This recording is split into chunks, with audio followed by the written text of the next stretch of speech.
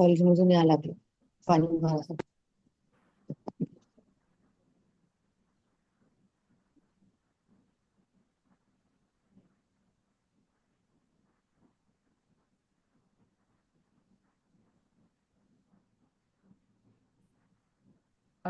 Dr. Sivabalan, are you here? Ma'am, yes, ma'am. Yeah. Can we go ahead and start? Yes, ma'am. So, few minutes, ma'am. Shall I start, ma'am? Shall I give you your introduction? Yeah, sure. Yes, ma'am. So, sorry for the delay, ma'am. It's okay. But then it's a very unusual delay, right? It's like Yes, ma'am. 40 Yes, minutes ma'am. is a lot. Yes, ma'am. Yes, ma'am.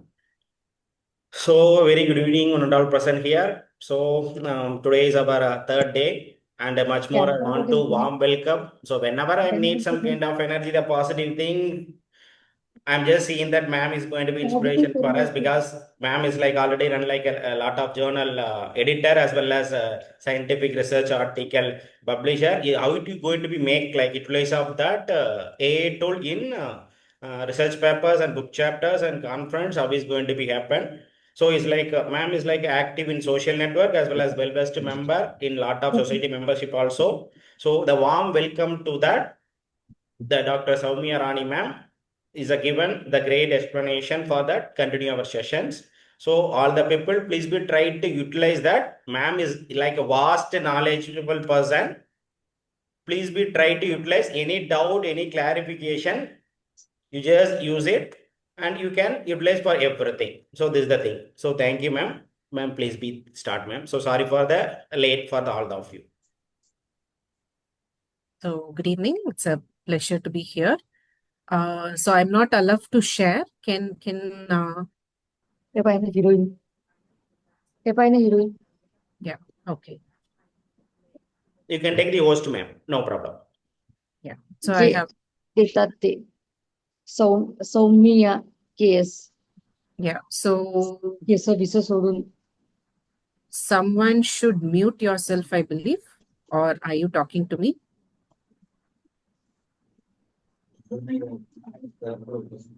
Okay. So good evening. I know.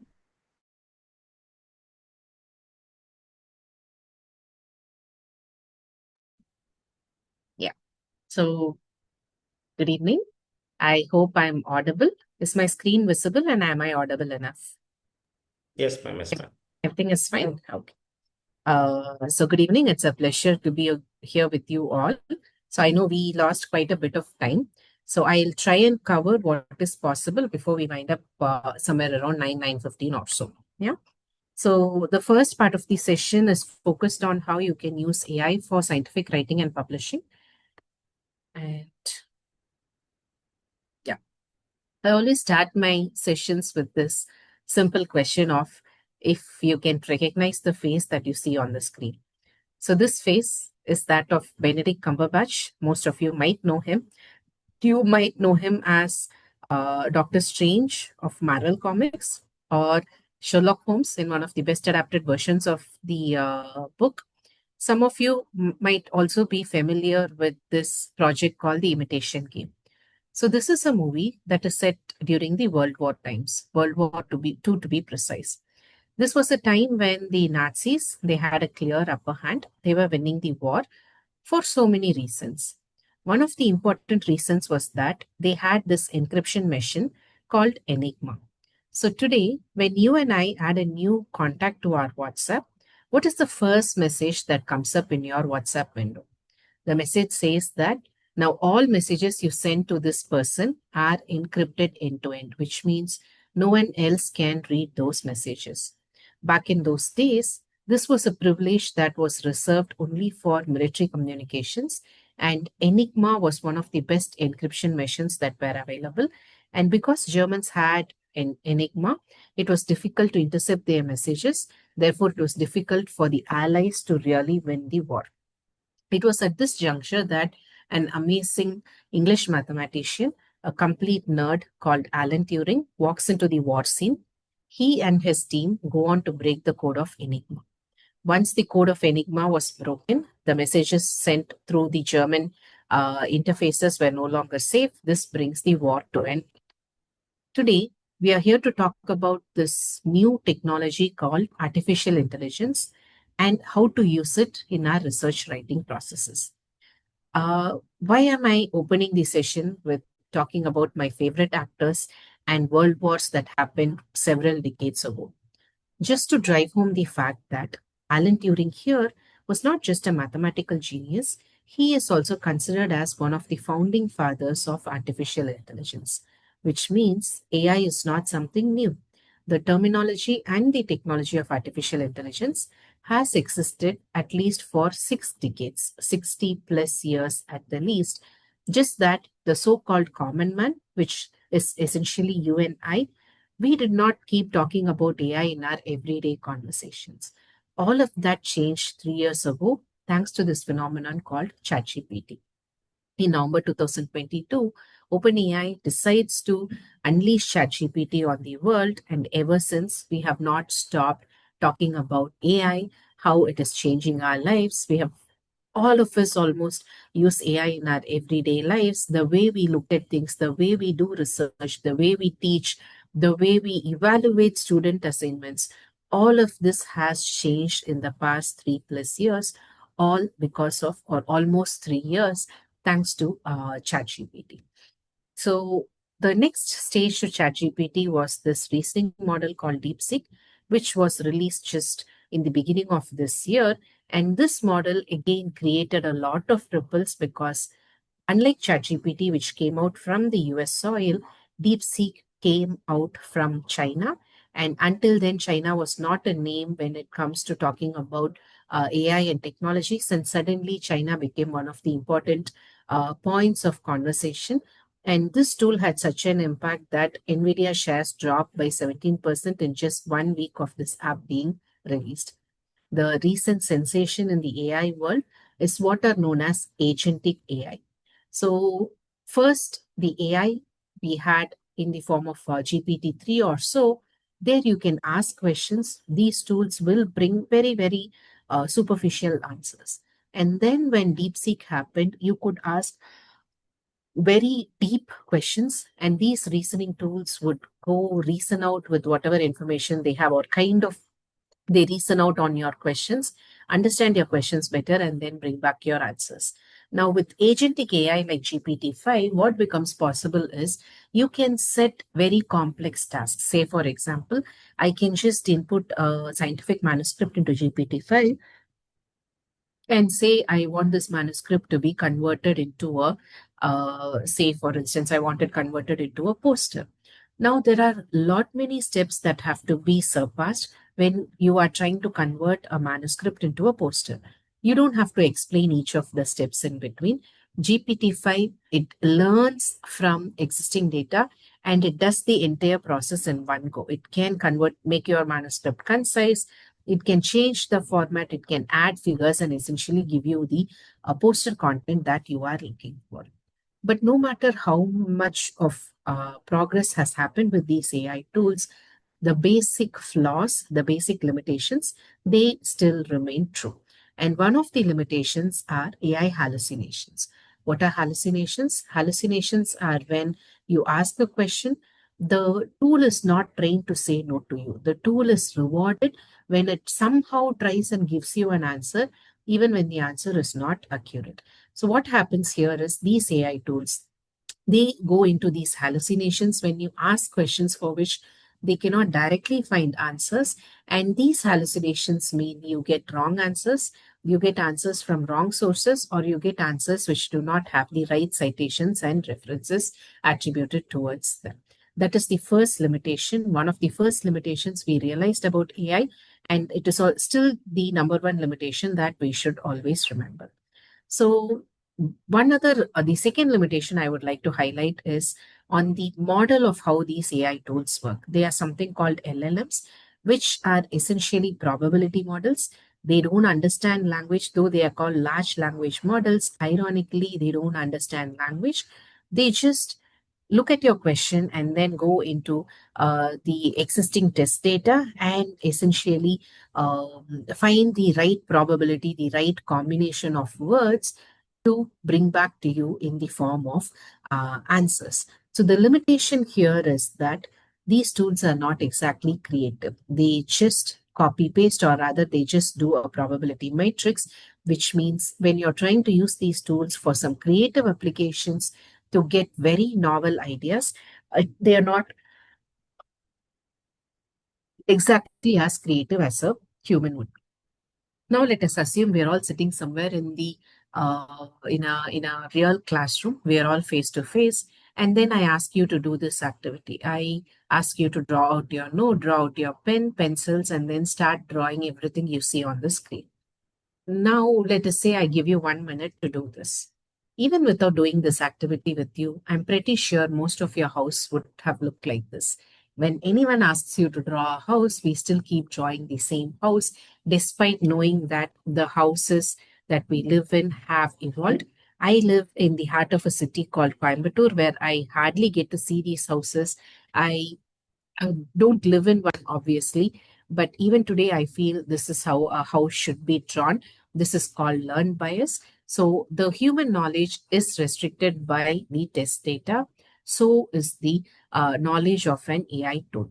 So these images are examples of an AI image created by this AI tool called Midjourney. So on Midjourney, all you have to do is just describe the image you have in your head using a simple prompt, and the tool converts your prompt into a proper composite image. So this looks good at first glance, but then when you pause, when you take a second look, what you would notice is that these images are highly biased images. Because even when we are sitting in the US, are all prisoners black? Are most prisoners colored in the US? I don't think so. And when you just fall and hurt yourself, how many of you would be treated by a nurse who looks like this? The more important question, why should a nurse look a certain way? Why should a cleaner look something completely different? The user did not specify a certain kind of nurse or a certain kind of cleaner, but the tool has learned that, okay, a nurse has to look a certain way, a cleaner has to come from a certain ethnicity based on all the test data that it has been provided. Now you can ask me, okay, Soumya, so these biases exist within images. How does it affect me when I ask and use AI for my research questions and my research requirements? Bias is everywhere. Just like you and I have more access to open access publications, AI also relies on open access publication as its test data.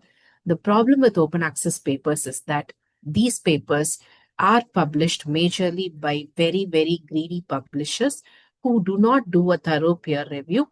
They are more interested in getting more papers published so that they can collect more APC and increase their brand value.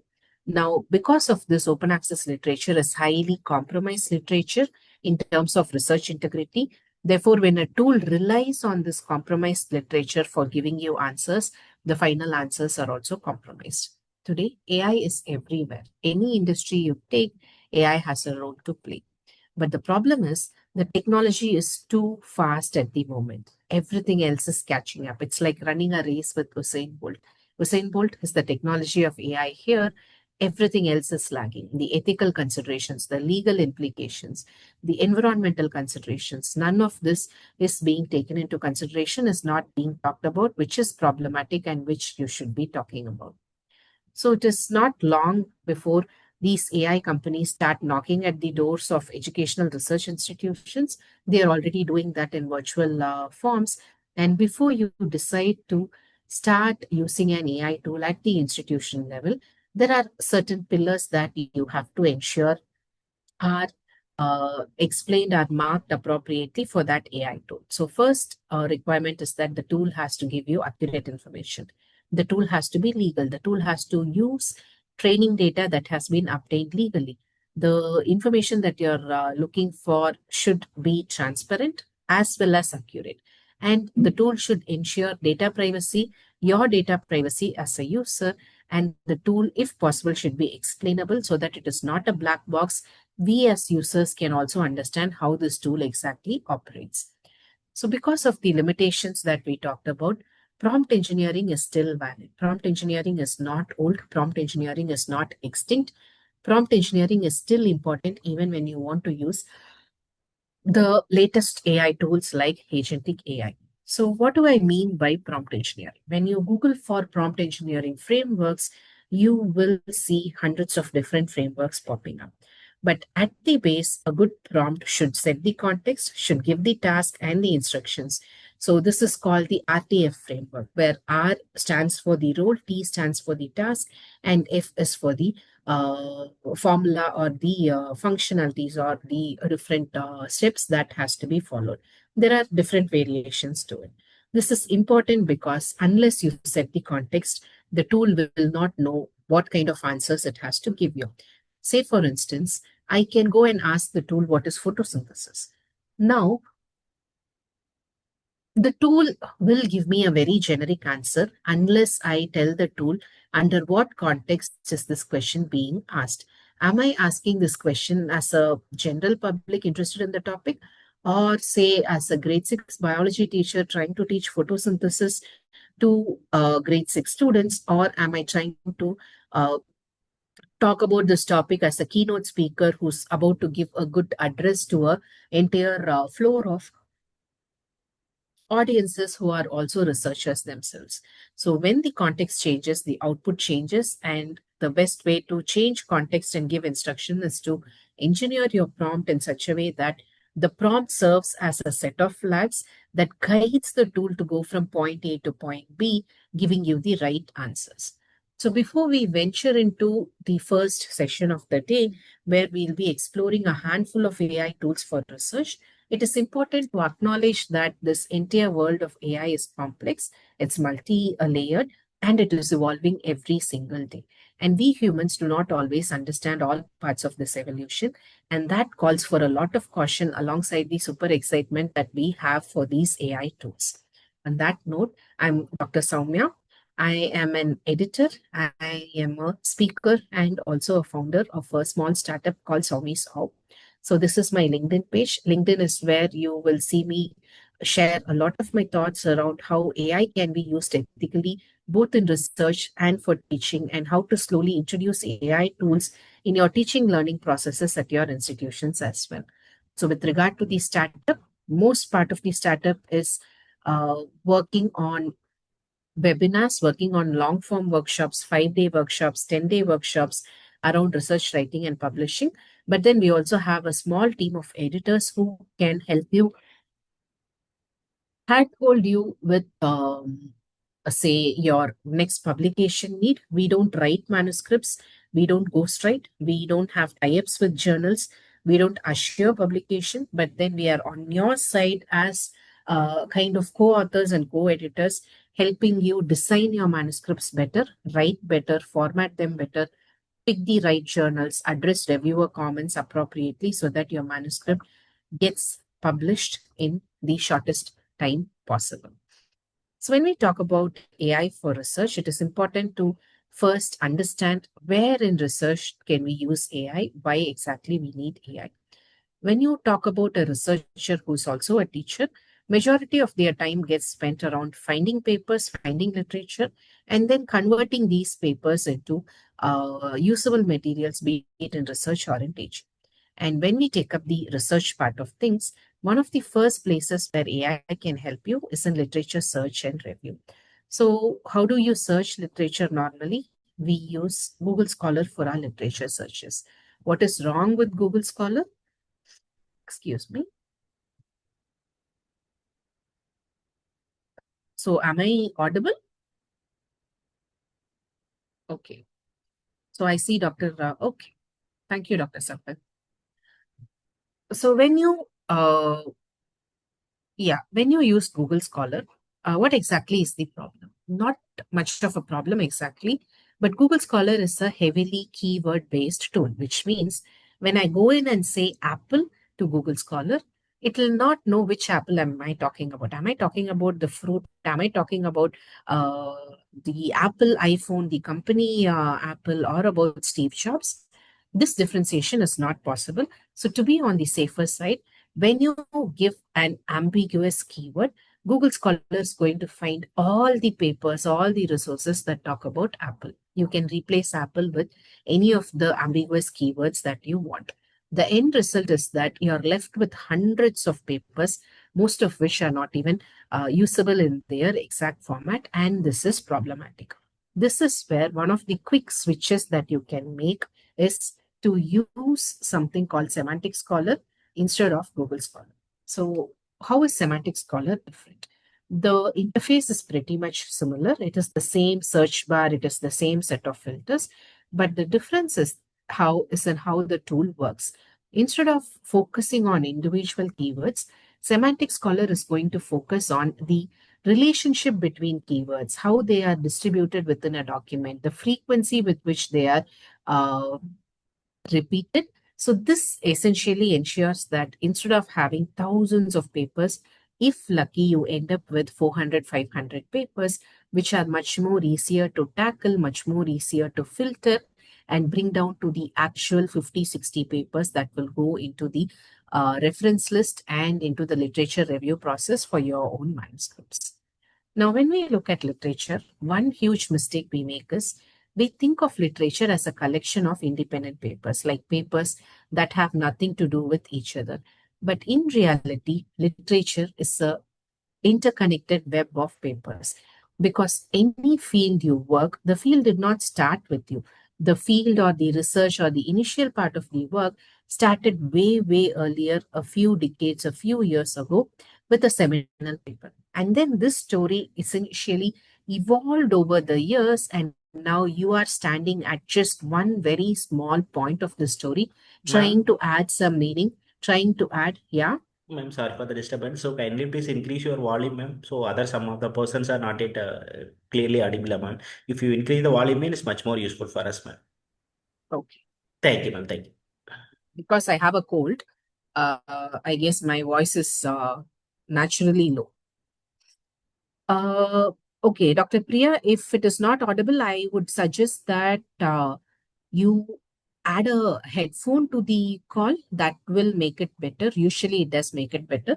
Or you can try joining on your mobile phones. Sometimes the voice is much better on the mobile rather than on your laptop. Yeah, I hope one of that works for you. So, when you look at literature as a web of interconnected papers, we should talk about how these papers are connected to each other.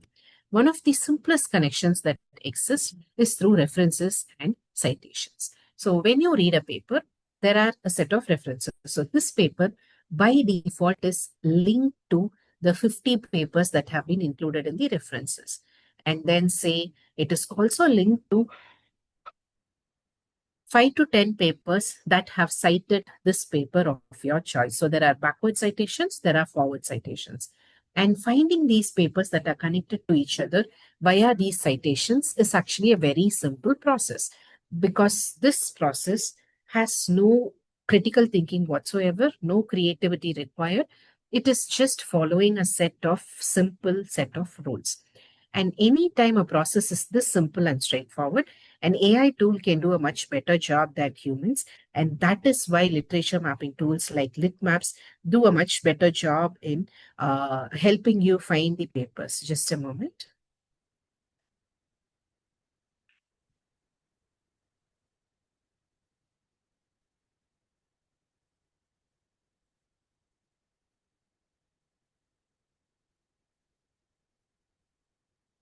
So, how does LitMaps exactly work? So you can start with a keyword, you can start with one paper, a handful of papers, or other IDs like PubMed IDs or the archive IDs. And essentially, what LitMaps does is when you give LitMaps a paper or a collection of papers, it traces back the references, traces the citations in the forward direction, and it brings you a map of literature, usually around 20 papers. So, how is this different from Google Scholar and Semantic Scholar? Google Scholar, Semantic Scholar, they follow a top down approach, which means they collect a large number of papers, throw it on you, and the onus is on you to filter out and get those top 50, 100 papers that are actually usable for your manuscript. But when you use tools like LitMaps, they build in a bottom up approach, which means at every single stage, you have a lot of control over how many papers are pulled in, and they build literature in a directional way. Therefore, you don't get overwhelmed. And for me to go from one paper to my 100 papers will just take me a few hours, unlike the same process taking at least a few days or sometimes even weeks when I use tools like Google Scholar, Semantic Scholar, and so on. Within the platform of lit maps, you can create these literature maps. You can read individual papers. You just have to click on the individual circles. Circle is for paper, the line is for the citations or the reference linkages. You can read the paper, you can click on the title, go to the journal page, find the full text. All of this management process can be done with lit maps. But remember, lit maps is just a tool to find literature. You cannot read literature, you cannot extract information from literature on lit maps. So, how do I extract literature? We'll get to that in a bit. A fourth way in which you can find literature is when you are reading something and then it is from an informal source. It could be from a blog post, it could be from a news article, and then you want to see if there are proper journal articles that are talking about the same things. In such cases, all you can do is just copy paste the entire paragraph that you're reading, you're interested in, throw it into tools like Sourcely. Now, Sourcely will design the keywords from this paragraph, do a thorough search, and come back with the appropriate answers. When I open the session with talking about the limitations of, uh, okay, so I don't think there is a problem with audibility. Great. So we talked about limitations of ChatGPT, how ChatGPT, and when I say ChatGPT, I mean Claude, I mean DeepSeek, I mean Gemini, Copilot, all of your general purpose generic AI, uh, Gen AI tools. So with these tools, they are not built for research, therefore they undergo hallucinations. They don't give you citations by default. They don't generate reference list. They don't have the same formal tone that is required within manuscripts simply because they were not built to do that. So why use those generic tools when you have very research specific tools like Consensus that you can use? When I use a tool like Consensus, I don't have to worry about prompt engineering because this tool is built for research. Therefore, prompt engineering is inbuilt into the tool. The tool is built to know that anytime I ask a simple question, the answer has to come from legitimate sources. Every single sentence should have a citation. The reference list has to be generated. So I can go ahead, ask a simple question, and this is the kind of detailed answer that I will have.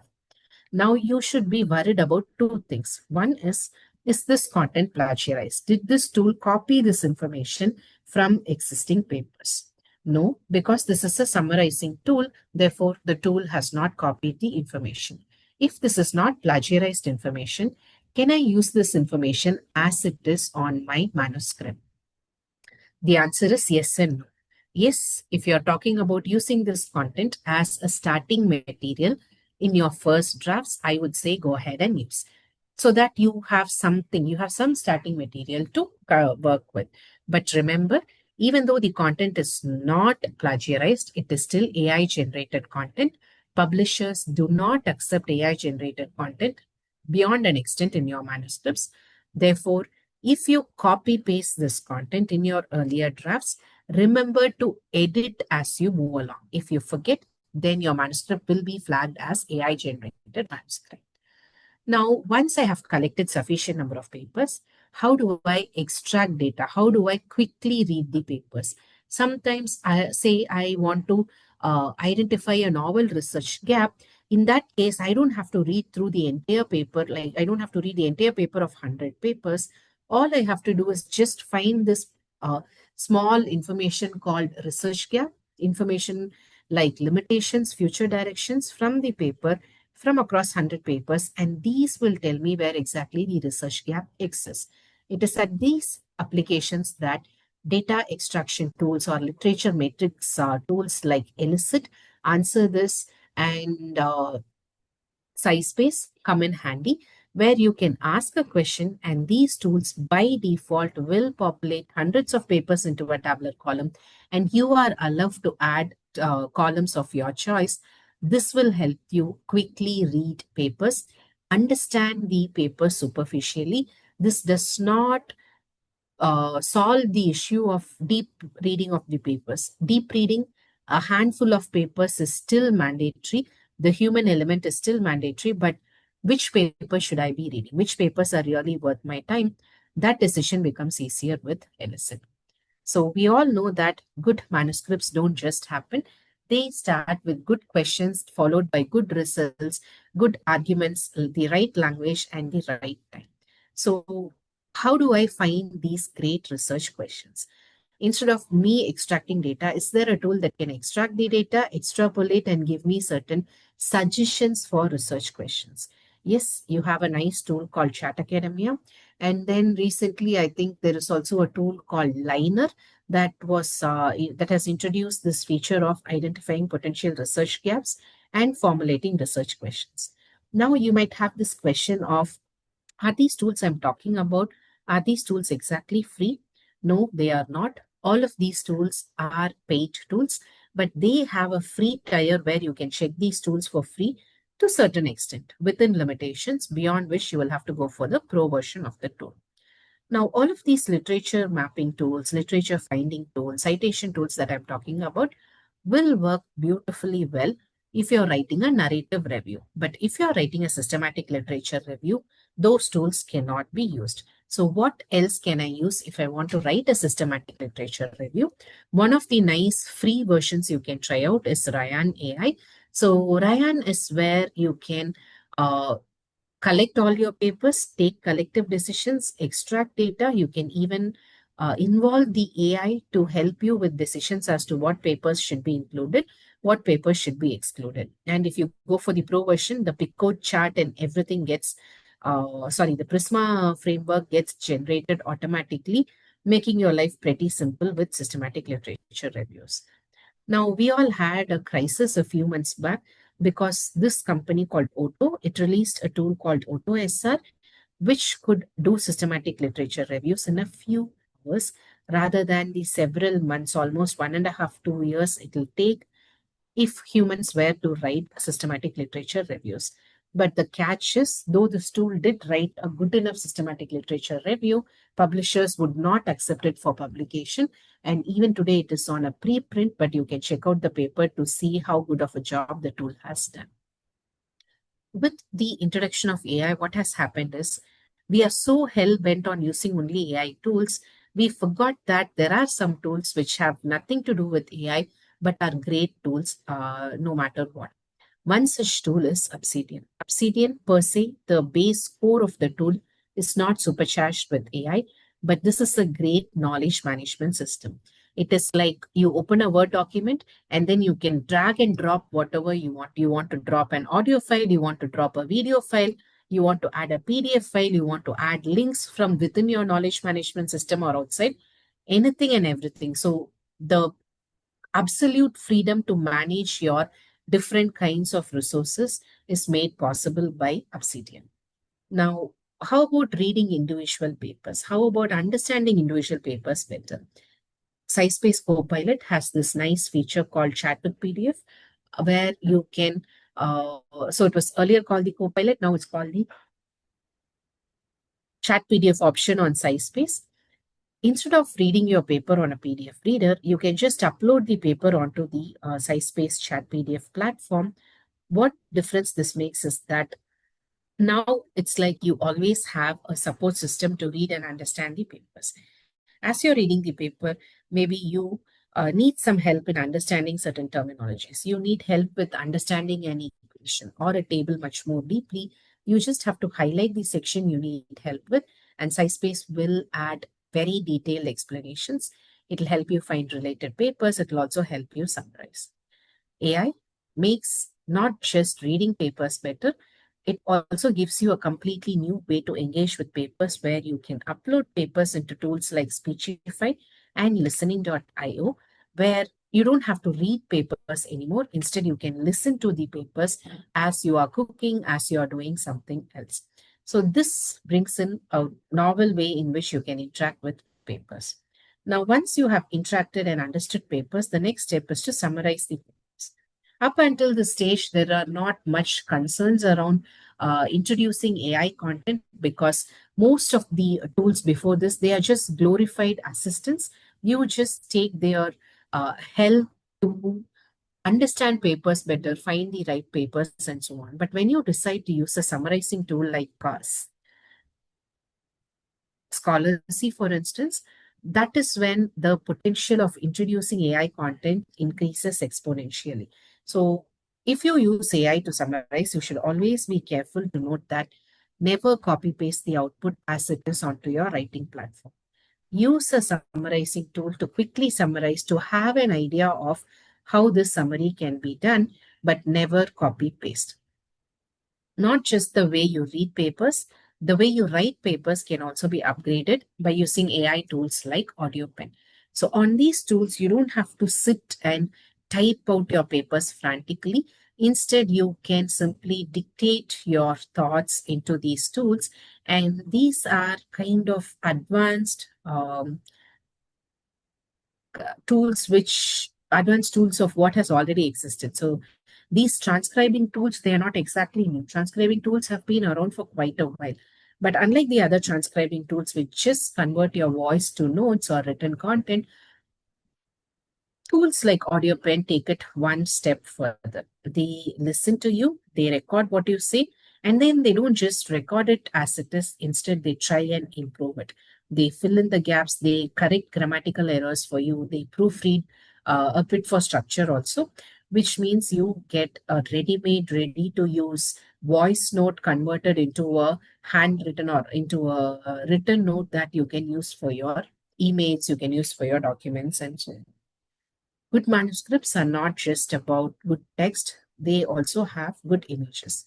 In fact, as you move up the ladder, as you move up to uh, journals which have the high impact factor, journals which are listed under Q1 category, the importance on images keeps increasing. So, can AI help me make these good images? Unfortunately, no, because despite the availability of several AI tools, most of which have quite to offer,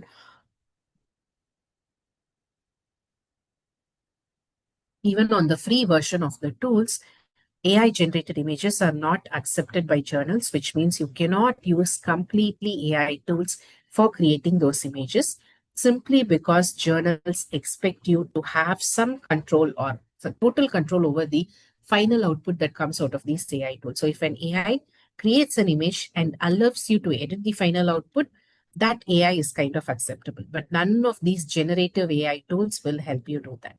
That is why you should think of hybrid tools like eDrawMax, which have a conventional template based imaging system, but then they are also supercharged with AI and they also allow you to edit the final output thoroughly, which means the final output is usable with the appropriate declaration within your manuscripts. One other tool you can try out is called Visme. Visme comes in handy, especially when you have very simple data. You want to visualize it into a bar graph, into a line chart, into a pie chart, and then use this diagram on your final manuscript or on one of your talks, then that is possible. Statistical analysis is not everyone's cup of tea, so it has a learning curve. Though we have amazing options like Python, R, SPSS, people still struggle when it comes to statistical analysis. But one thing we have to understand is no matter how efficient these AI tools claim to be, I would still not stop people from learning to code in Python or R because it is really, really important that you know these languages, especially as AI slowly starts taking over the analysis part. People who can cross validate these analysis, I believe those are the people who will become more and more valuable as this pool gets smaller and smaller.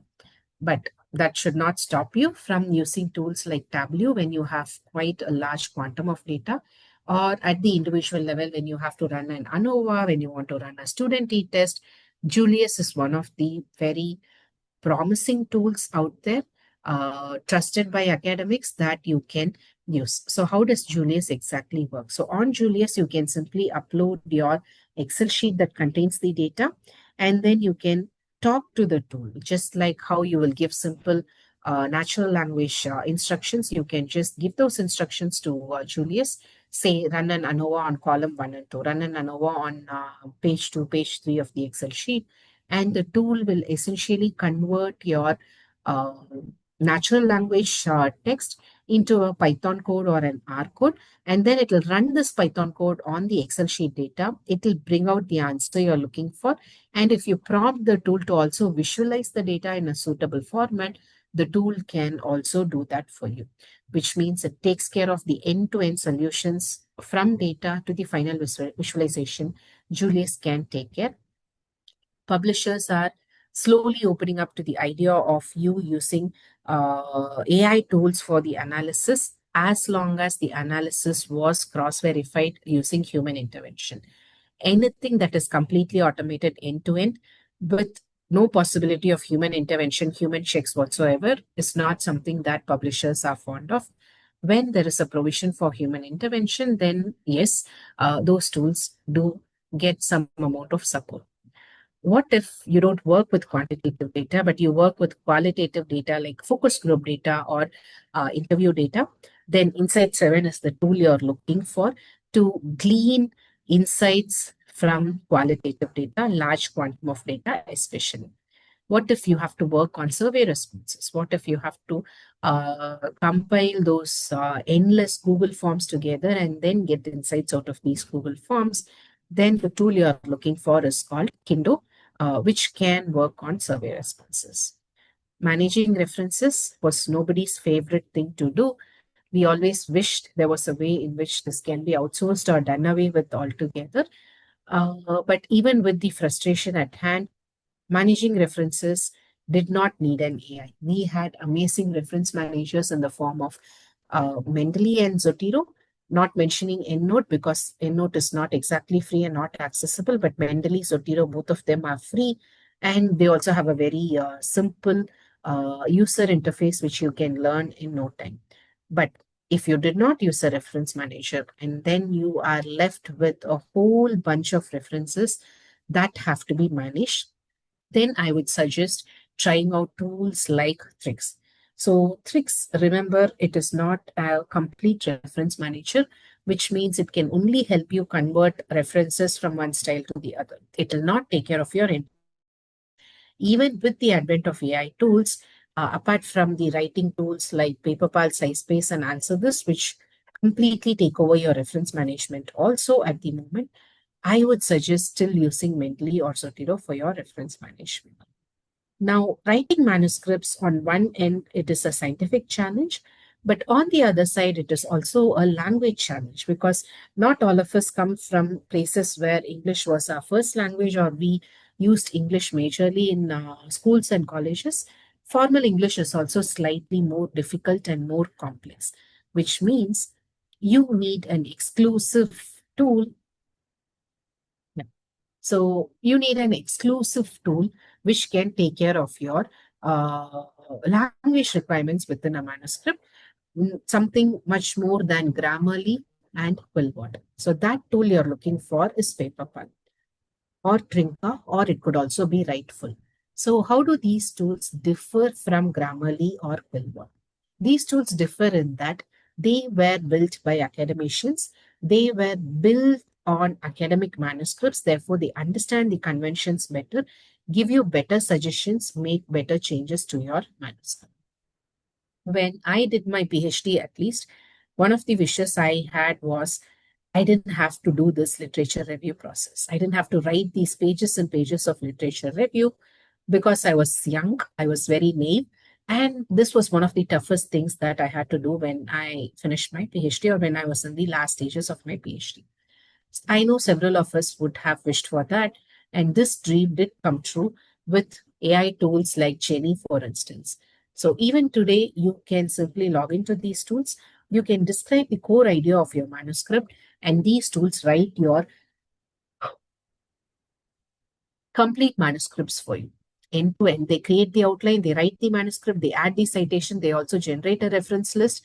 You can also manage the reference list within the interface of the tool. Now, why aren't people using this tool is so amazing? Why aren't people using this tool to write their manuscripts? Because as great as the content that comes out of Jenny, most of the content from Jenny will get flagged as AI generated content. It is unethical to use AI generated content. It is not always comprehensive. Therefore, Jenny should not be used to write your actual manuscripts, but rather it should be used to brainstorm ideas with the tool. So, say you pick a topic, there are multiple ways in which you can write about the topic, multiple ways in which you can do the literature review. That is where you should be using Jenny. You can throw in a lot of different ideas into Jenny and then let Jenny write a few drafts for you, and you can then figure out which of these perspectives really make sense and then do a literature review and actually write the paper.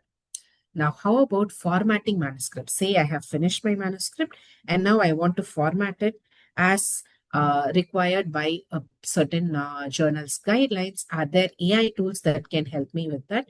So, one of the AI tools that has been doing this quite consistently for a few years now is SciSpace. Initially, it was called Typeset. Now, Typeset has been completely renamed, rebranded to SciSpace. Just Google for SciSpace journal formatting tool, and you will land on this page where you can pick templates from existing manuscripts and then just match your different sections of the manuscript with different sections of the template, and SciSpace will make sure that your manuscript is formatted as per the journal guidelines. Now, formatting is not just formatting. It is not just about margins. It is not about headings, subheadings, numbered headings, and so on. But it is also about certain nuances like, have you included the author details? Have you included recent references? Is the language in your manuscript good? So that check can be done by PaperPal again by using this feature called manuscript check. So what does manuscript check on PaperPal do? It essentially checks your manuscript for almost 30 different aspects, right from the author details to disclosures, your figures and tables, to language accuracy, to references, cross match between references and citations, so on. Remember, this is a generic checklist. This is not a checklist that is custom made for a particular journal. So you have to first apply this filter or do this check, make corrections, and then also do a check against the journal checklist. No matter how much we invest in making better manuscripts, when the peer review process happens, most often the manuscript gets ripped apart. We get very critical reviews from the peer reviewer too, for instance, right? So peer review process is one of the most time consuming process. The multiple rounds of peer review is what delays the actual publication of your manuscript. So, is there a way that I can shorten this process? Is there a way that instead of going through 4 or 5 rounds of peer review, I can ensure that my manuscript undergoes only 1 or 2 rounds of peer review? Because each round of peer review is easily 2 to 3 months in time. So, if you can cut short 2 or 3 peer reviews, that is easily saving 6 to 7 months of the peer review process, and that is how early your manuscript will get published. Here again, AI tools, though they are not yet perfect, tools like Paper Wizard come in handy to get what is called a mock peer review. Say I have finished my manuscript, I have formatted my manuscript, and now instead of directly submitting this to the journal, I would put it through AI mock peer review tools like Paper Wizard, and Paper Wizard will give me a thorough peer review report. It will give a report that is similar to what you'll get from the journal. Major comments, minor comments, language issues, technical issues, and so on. And then you get the opportunity to revise some of the legitimate concerns from this report and then resubmit the manuscript to the journal. What essentially happens here is you take care of the major concerns. So everybody is happy. The editor is happy because the initial manuscript, the input is way better. The reviewers are happy because most of their critique has already been addressed sufficiently by you. You are happy because instead of going through 5 rounds of peer review, your manuscript gets accepted in the third round.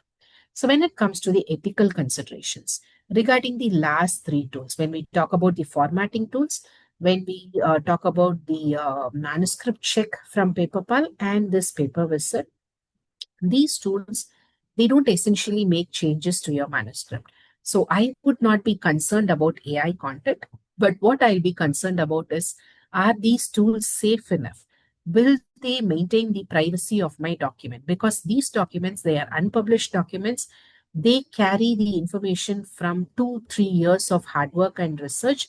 So will these tools be good enough? Will these tools, or do these tools have a tight enough privacy policy so that my content remains safe within these tools? So that is the question, that is the homework that I would be doing. Though I have curated tools that have had very good track record, are trusted tools among academia, I will not ask you to trust me. Instead, I would always urge each of you to do your own due diligence. You always make sure that you check the tool, you check the privacy policies before you go ahead and submit your unpublished manuscripts into these tools. Now, research and grant writing are a huge part of academia, even for a teaching faculty. So, are there tools that will help me hone my grants, find the right funding, for instance, or rewrite my grant? Or once I get the grant and I have, there's a lot of post grant management that has to happen. Is there a tool that can help me do all of this? Yes, you have tools in the form of Atom. Then you have tools like Grantable, Grant Post, and so on. So even in these category of tools, the grant writing management tools, one of the key questions to look for is this tool safe? Can I trust this tool with my idea? Can I trust this tool with my draft grant? So unless you're sure, please do not do it, because an idea is the most costliest thing you can have, and you just cannot give it away into an AI tool. How about making those presentations? I'm pretty sure you are all already using Canva and Gamma for making presentations. There are some alternatives like Pop AI, you have Dectopus, uh, there is something called Beautiful AI. So one thing about these presentation tools, not just presentation tools, for any of the AI tools are great assistants. They work awesomely well if you are an expert or a semi-expert. Essentially, you are someone who knows how to do this, how to find this information, just that you don't have the time. So you take help from an AI assistant to get the output. But once you see the output, you are at a level in your career or in your knowledge that you can say if this output is sufficient, if this output is accurate enough. So if you're an expert who can evaluate the output in such a manner, AI is your best friend. But if you're a novice researcher, you have no idea what the output has to look like. Then, if you think just throwing in the topic into one of these tools and getting a deck of slides or literature review written for you, that could be one of the worst things you would ever do, simply because AI generated output is still not very nuanced. There are a lot of problems, and a lot of human insight is required. Now, how about going on stage and making those presentations? At the end of the day, a good talk is not about the slides. A good talk is always about the speaker who can connect to their audience, the speaker who can speak the language of the audience and somehow take them on a journey that they have envisioned for themselves.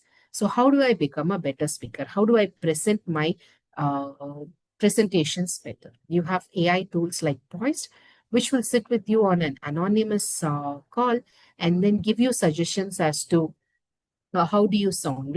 Are you too fast? Are you too slow? So are there too many filler words that you're using? Too many pauses you're using? So the tool essentially gives you a nice anonymous, non-judgmental feedback, and that will help you hone on your presentations. These tools are available to you 24/7. So I think for your next presentation, before you start making it, it helps to get inputs from AI as well. Now, looking at the ethical considerations, now that we have gone through quite a number of AI tools, is it ethical for me to use any or all of these AI tools in my next research writing project? The answer is yes, but then it's also no. Yes, if you're looking at these tools as assistants, they can do bits and pieces of the job much, much better, but they don't understand the big picture always. So, what direction should my literature review take? What exactly should go into different sections of my manuscript? The AI can give suggestions, but it is always the human intelligence and the embodied knowledge that will come in handy. So never ever underestimate the power of the human knowledge, I would say. Use AI, but then use AI very judiciously. So what do publishers have to say about the use of AI? One thing publishers across the board, they are very clear is that don't use AI to such an extent that AI qualifies to become a co-author. Because right now, publishers do not allow inclusion of an AI tool as a co-author. So you cannot do that. So where am I allowed to use AI tool without hassles? So you can use AI tools for, say, brainstorming new ideas, for outlining your manuscripts, for formatting your manuscripts, for minimum language corrections. Yes, you can use. But you cannot use AI for bulk paraphrasing of entire paragraph after paragraph, because the AI content detector will not differentiate between if you used an AI in the early stages or the later stages, because all the AI content detector gets to see is the final version of your manuscript. And if you had used AI towards the final stages, then these language changes you make will show up as AI generated content. Therefore, be very, very cautious about it. Anytime you use an AI tool for something more than a simple brainstorming or simple language corrections, always add a declaration. Where will you find the declaration? Normally, you will find these AI declarations under the author guidelines page of every single journal. Find the declaration and declare the use of AI appropriately to ensure that your manuscript does not undergo any hassles in the publication process.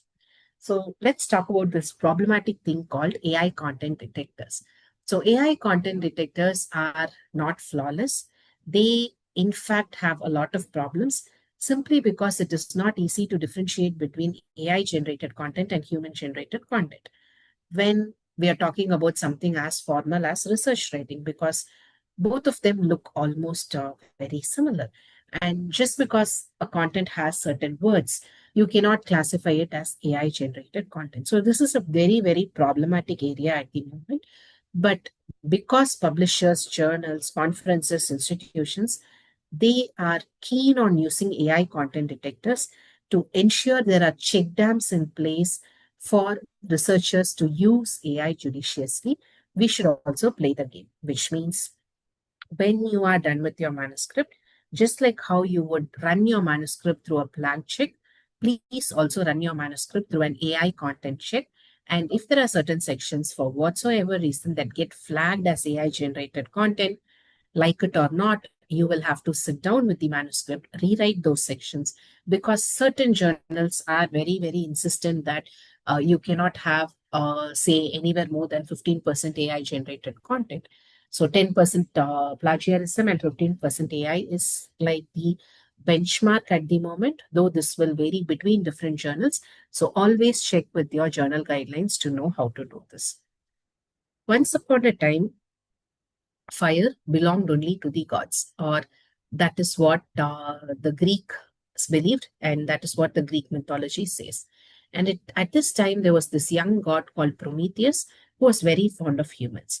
He watched humans day in and day out, and he saw that these poor humans were suffering a lot, and maybe if they had fire, their lives would be easier. So Prometheus brings fire from the heaven or whatever is up there to the humans. For this, he was punished for eternity. I'm not sure how true this myth is, but I'm pretty sure that when fire was discovered for the first time, not all humans were happy. Some humans could see the huge potential that fire had. So they could now cook their food, they could now ward away animals, they could travel in the dark, they could keep themselves warm. But several of the humans would have seen that fire was destructive. Fire could destroy entire worlds, it could destroy the human race as they knew it. But thankfully, our ancestors took the call to keep fire and keep propagating it. That is the reason why we have everything we have today. Any advancement you take, none of it would have been possible without the discovery of fire. So, just like how fire has two sides to it, this new technology, this new fire amongst us that we are also excited about called artificial intelligence definitely has two sides to it. There are a lot of flaws. There are a lot of limitations to AI, just like how I discussed during the beginning of the session. But these limitations should not stop us from giving AI a chance, I believe, because AI also has the potential to uh, work with us, make our workload easier, both in terms of research as well as in terms of using it in the teaching learning processes in higher education. So the note or the takeaway here is the problem is not the tool. The problem is always the direction, or always the way that we want to use the tool. That applies equally to AI as well. So I would say take anything and everything that comes out of AI with a pinch of salt. Make sure that you're using AI to replace redundant tasks, boring tasks that do not really have much human intelligence or input into it, but not the other way around. The critical thinking jobs, the creative jobs, these are some things that we will have to retain with the humans. On that note, this is where you can find me beyond the session. So the QR code will take you to my LinkedIn page where you will find a lot many additional resources on AI tools for research writing and publishing, as well as for teaching learning processes. I'm not good with calls, but you can always drop me a WhatsApp message, say for a session at your own institution, or you simply have a question about AI. Just drop a text and I'll get back to you usually within 12 to 24 hours. And if you're looking for manuscript editing services, you can always drop us an email with your documents. Even if I'm not around, someone from the team will take it down. So now this is a QR code where I would like to hear your feedback on this particular session, where I would also like to hear about where else do you think AI can make your lives better as a researcher? Where else can AI help chip in for research? So take out 5 minutes, hardly 2 to 3 minutes of your time to fill in this as well. I'll also share the link in the chat box. So this will help me m- kind of iterate on the presentation, and as a thank you note, when you submit the feedback form, you will get a PDF list of AI tools, not just what we discussed today, but also an expanded list of AI tools that you can have as a ready reference. So let me just share the details on the chat box as well. And I'll be very happy to take questions if there are any.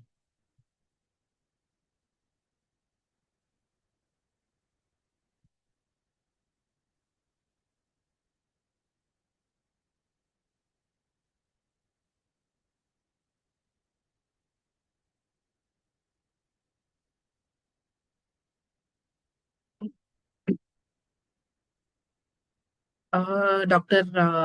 Jyoti, I think that will be slightly beyond the scope of the session, considering that we are, in very early phases, very introductory session. If we move beyond, we might not really have the time. But if you have any specific questions, you can always go ahead. If you have a question about how this tool works, or when to use the tool, when not to use the tool, please go ahead and ask. I'll be very happy to answer them. So you can drop your questions into the chat box, but then you can also go ahead, unmute and ask. Ma'am, I have a small doubt, ma'am. Shall I go ahead with ma'am? Yeah, please. Yes, ma'am. So the main thing is, so what the underlying technology or algorithm they used to differentiate the human written and AI generated text? How is going to make a difference? This is the maximum going to be trying to the same thing. How is going to be happen in algorithm or technology? It's like human written differentiation and AI generated differentiation, ma'am. This is the thing. Yeah. So the thing is, there is no clear demarcation between these two.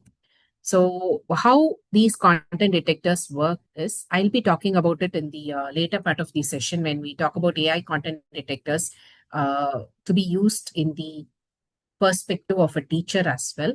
But in short, it is very difficult to differentiate between AI and human generated content. These content detectors, they look for certain words. So there are certain words that ChatGPT uses often, like tapestry, nuance, for instance. So when these words are overused within a text, then that is flagged as AI generated content. And then there are certain punctuations like the M dash, for instance, the long dash we use. When there are a lot of M dashes, that gets flagged as AI generated content. And then it looks at something called perplexity and burstiness of sentences. In simple words, it means that how complex is your sentence? Are all sentences of the same length? Do all sentences follow the same sentence structure? So these are very, very arbitrary criteria, and that is how AI content detectors work. That is why journals also give you a much bigger leverage when you happen to have AI content scores. Journals mostly tolerate around easily around 15 to 18% of AI content is tolerated by journals, because they know that there is a small threshold where there is a false negative, where the content detector detects human written text also as AI written text. So AI content detector super problematic. They are problematic. They are not accurate whatsoever. I I'm not a fan of content detectors, be it as a researcher, be it as a teacher. On both sides, I have always been very, very opposed to this idea of using content detectors. I hope that answered your question.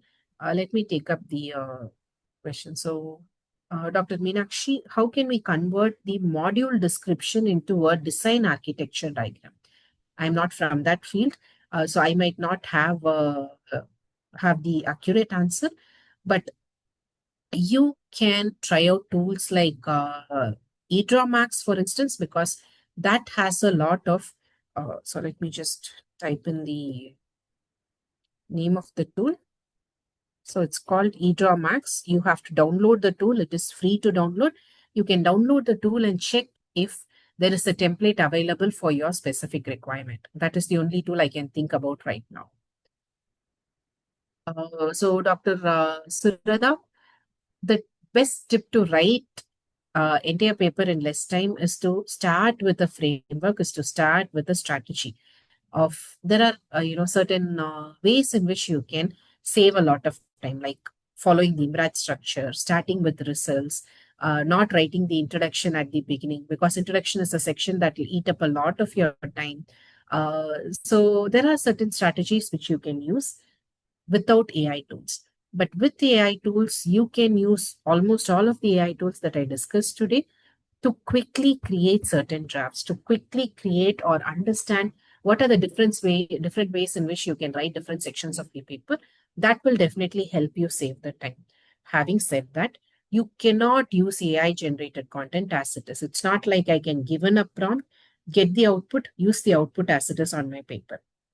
That does not work with any of the AI tools. That is just a suggestion. You still have to do the writing. Yeah. Uh, yeah. So, Dr. Priya, the security of your work is essentially you should not be using a free tool, because when a tool is free, the cost that you're paying is usually your data. They give you the tool for free, but then they use your data for training their own models. Instead, go in for paid tools, go in for tools which come from good companies, which are built by teams that have been around for quite a few years. Because now every day there is a new tool coming up. But most of the tools that I have discussed during the session, they have been around for 3 years. They have been around since the time that ChatGPT was introduced. And they also come from good companies, from good teams. So don't just look at the tool. When you have a requirement, don't just go Google for the requirement. Find the first AI tool that pops up and start using it. Instead, look beyond the tool, look beyond the capabilities of the tool. Look at the company, look at the team, read their data privacy policies, and only then you hand over your draft manuscript or a draft grant or your idea into such tools. Yeah. So are there any other questions? So if you just scroll up, you'll see the feedback link where when you submit the feedback, you can get the PDF list of tools. And then you also have the link to my LinkedIn page. That's a great place to look for resources. And you can also copy my number and the email ID.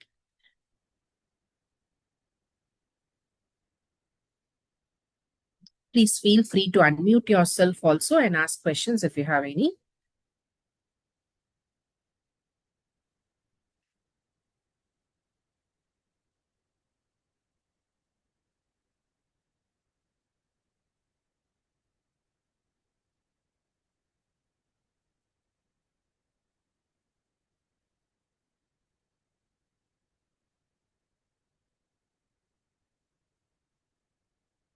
So any other questions?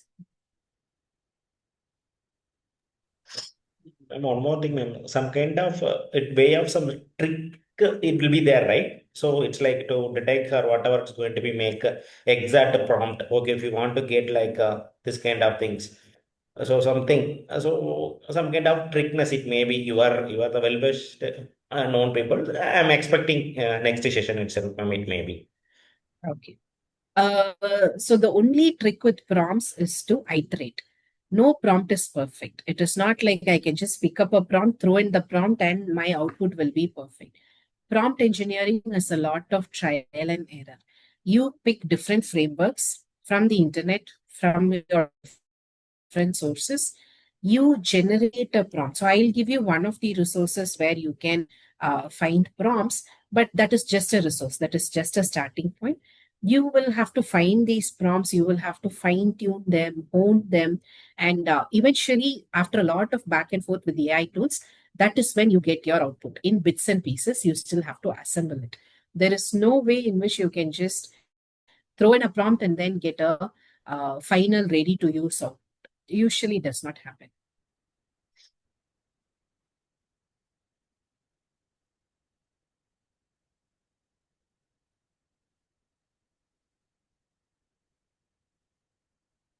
So if there are no further questions, we can take a 15-minute break, and then we'll start at 8:05 on the next session, which will be focused on AI for teaching and learning. And I should warn you, unlike this session where we had very clear-cut tools, very clear-cut ideas on what to do, what not to do, when we talk about AI for teaching, it is still a lot of conversation. It is still a lot of philosophy, a lot of ideas, because we are in very, very nascent stages. It is not like I can give you 5 tools and then say, okay, go ahead, use these tools in your classrooms. Because when we throw AI into classrooms, already fragile classrooms, it takes a lot of thinking, a lot of thought, a lot of fine tuning.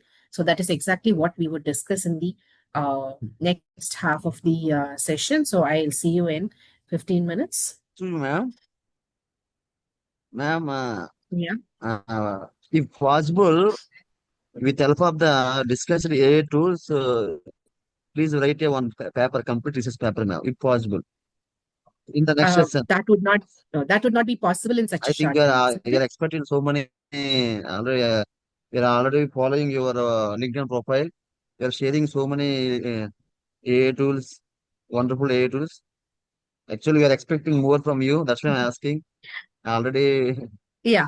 But the thing is, yeah. if we'll have to use these AI tools and write an entire paper, that will not happen in 10-15 minutes. It is a much, much longer process than that. Okay. Yeah. Maybe I can show you how one or two tools work. So if you have a preference, you can just drop it into the chat box.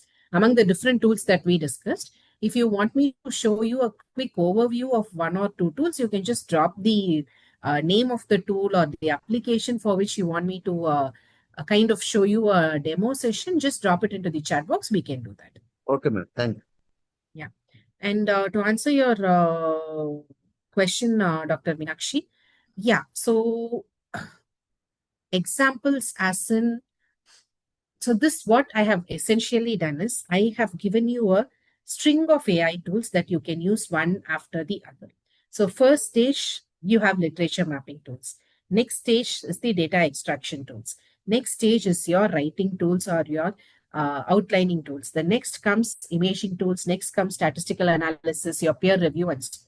So this session is designed in such a way that you have help at every single stage of your manuscript writing process. So if I have to start with an example and then actually show you how this is being done, that would be a much, much larger session. So we kind of run 10-day workshops where we take 15 hours to go through each of these tools one after the other with examples to slowly build on the manuscript. That is how much of time it will take. It's not like I can walk into 3 or 4 tools and in the next 15 minutes we'll have a complete paper. Yeah. So that is the limitation we have today.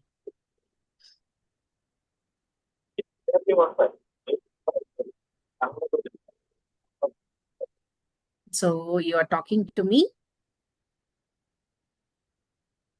Okay. So I'll see you at 8:05. So if you have preferences of one or two tools, one or two applications you would like to see, please drop it into the chat box. I'll quickly finish the session on teaching learning, and then we'll see if we can go into one or two of these tools and then check it out. अरे वाह अच्छा awesome आपको अलग काय बोला पट बोला जसं एकदम बोल असं नाही So, Pranali ma'am, hello. आवाज गेला का तिला? Pranali madam.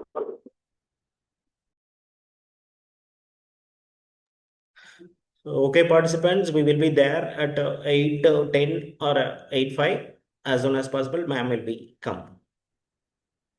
Let's take a break. Thank you.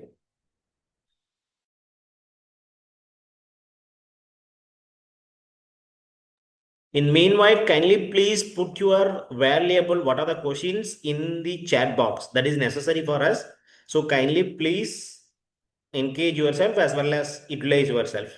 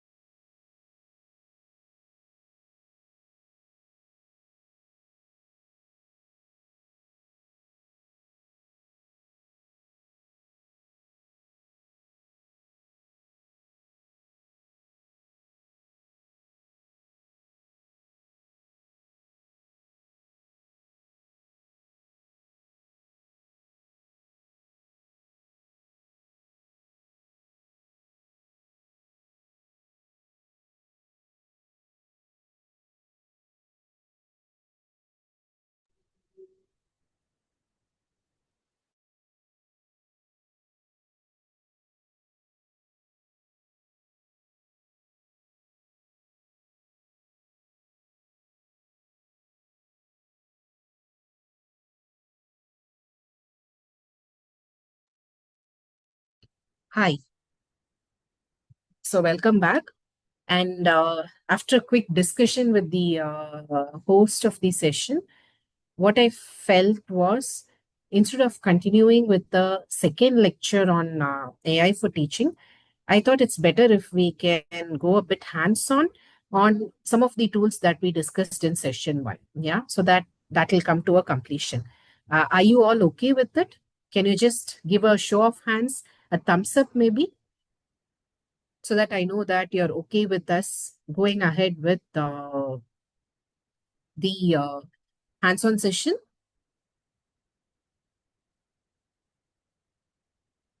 Yeah. Okay. So maybe we could all meet at a different point in time to talk about AI for teaching. But today I think I'll go ahead and proceed with the hands-on session. And someone asked me if there is a resource that you can use for prompt engineering, right? So I'm going to start from that. So there is this nice site called aiforeducation.ai. Don't worry, I'm sharing the link on the. So this is for prompt engineering resources. Okay. So when you are on this site, just scroll down. So this is essentially a collective of AI experts who are working towards rules, the regulations, and also putting together resources for using Gen AI in K-12 education, in school education essentially. But they have a good set of resources. You just have to scroll down, and there is something called Free Resource Center, and you have something called Prompt Library for Educators. When you click on that, you are taken to this page where you can hit on lesson planning, and then you can pick lesson plans. Once again, you can pick any of the examples. And under each of these categories, what you will see is that there is there's an idea, and then there is an example prompt. So this is essentially a template. So this gives you a template of, if you are trying to create a lesson plan, what should this look like? What should your prompt look like? Now you can take this prompt as an example, and then you can adapt it for anything you require. You can adapt it to write a literature review. You can adapt it to write different sections of your paper. So how have I adapted it to two different use cases, one for teaching and one for writing a keynote address or writing a literature review.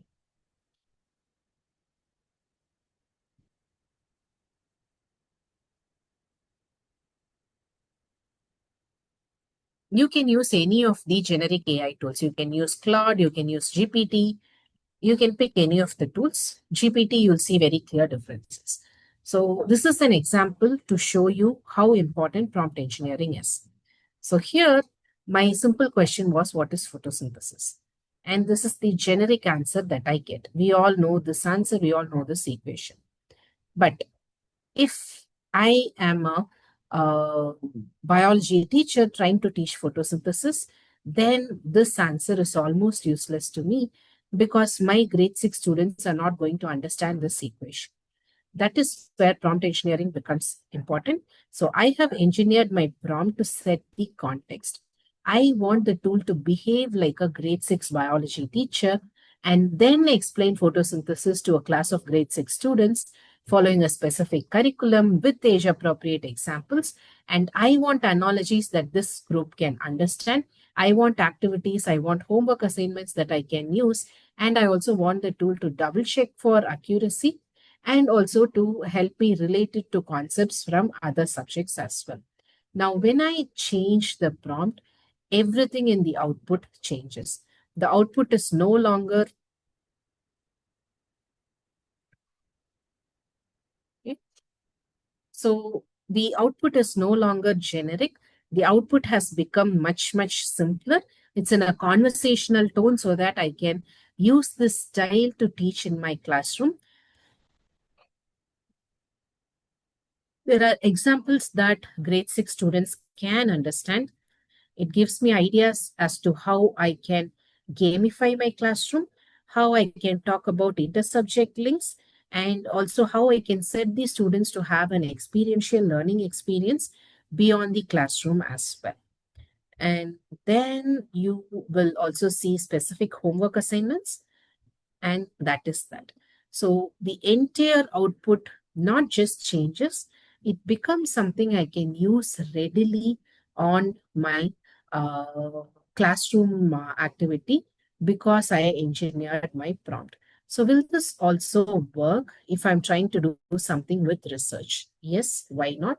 Now I have re-engineered the prompt to ask the tool to behave like an expert researcher in photosynthesis and to write notes for a presentation. Say I have to give a keynote address on a particular research topic. I want ChatGPT to prepare notes for the presentation. And before it prepares notes, I inform that, okay, so my target audience are essentially university professors who want to know the latest advancements in photosynthesis with appropriate references from scientific literature. And I want the latest information, which has to be accurate, formal, and also in a language suitable for the audience. Now, the same chat, the tone changes once again. Not just that, note how I did not mention the inclusion of citations. I just mentioned that it has to come with references properly, but I did not really mention the year, just that it has to be latest. And the tool now understands the task, and now it gives me proper information with appropriate references.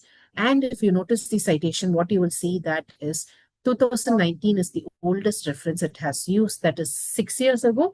But considering that I did not restrict the timeline, 6 years is not exactly bad. If I had restricted the timeline to, say, give me information only from the past 3 years, probably the tool would have followed the instruction. And every single key detail comes with a citation. And there is also a proper reference list generated in a unified format. Yeah. So here again, you can also keep doing this for different scenarios.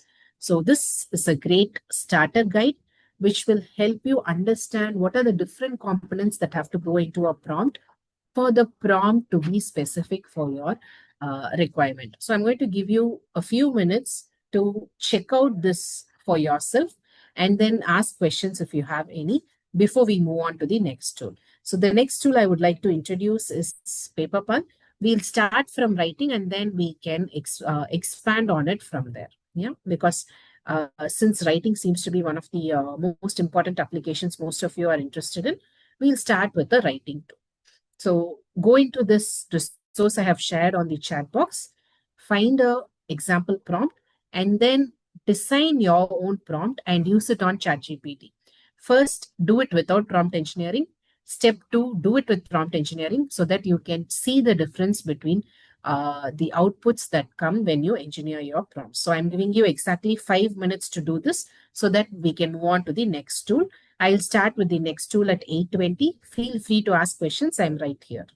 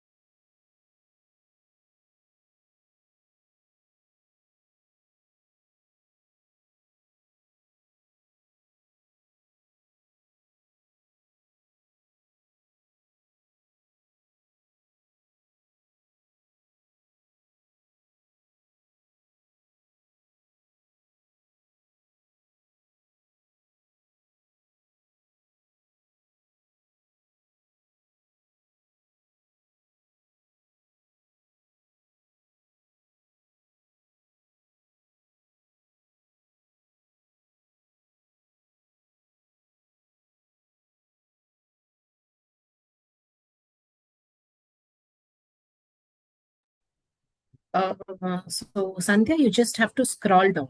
You go to this link that I have provided, scroll down, you'll find prompt library.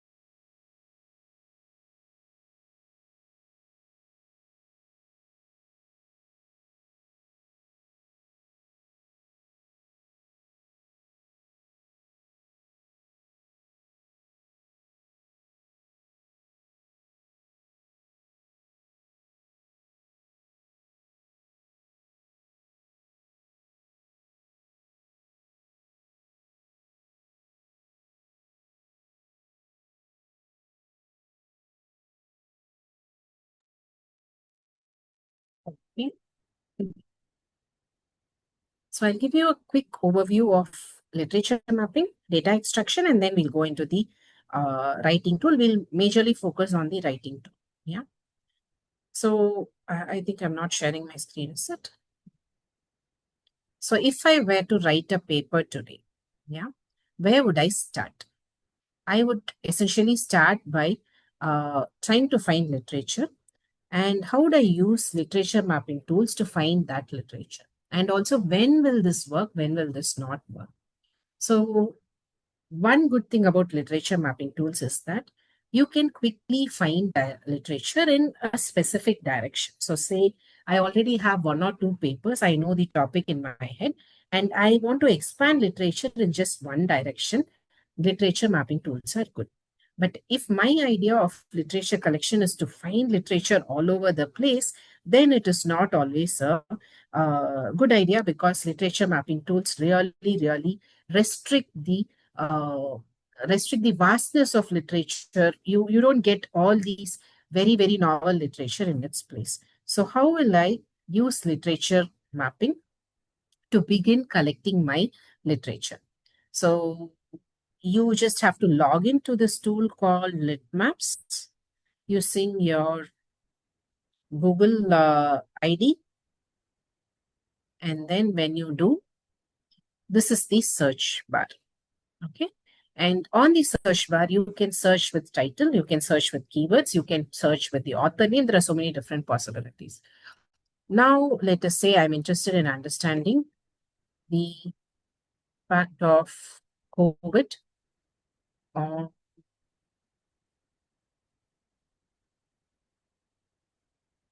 student attention times. Okay. I'm not sure if there is sufficient literature on this, but let's just give it a try. So I want to understand how after COVID, uh, students are not attentive in classrooms. That has been one of the very common complaints that we hear across the board from teachers in K-12, higher ed, and so on. So, okay, on mental health and wellness, this is not a bad paper. So when I find a paper I'm interested in, I just click on the paper and then hit on find related papers.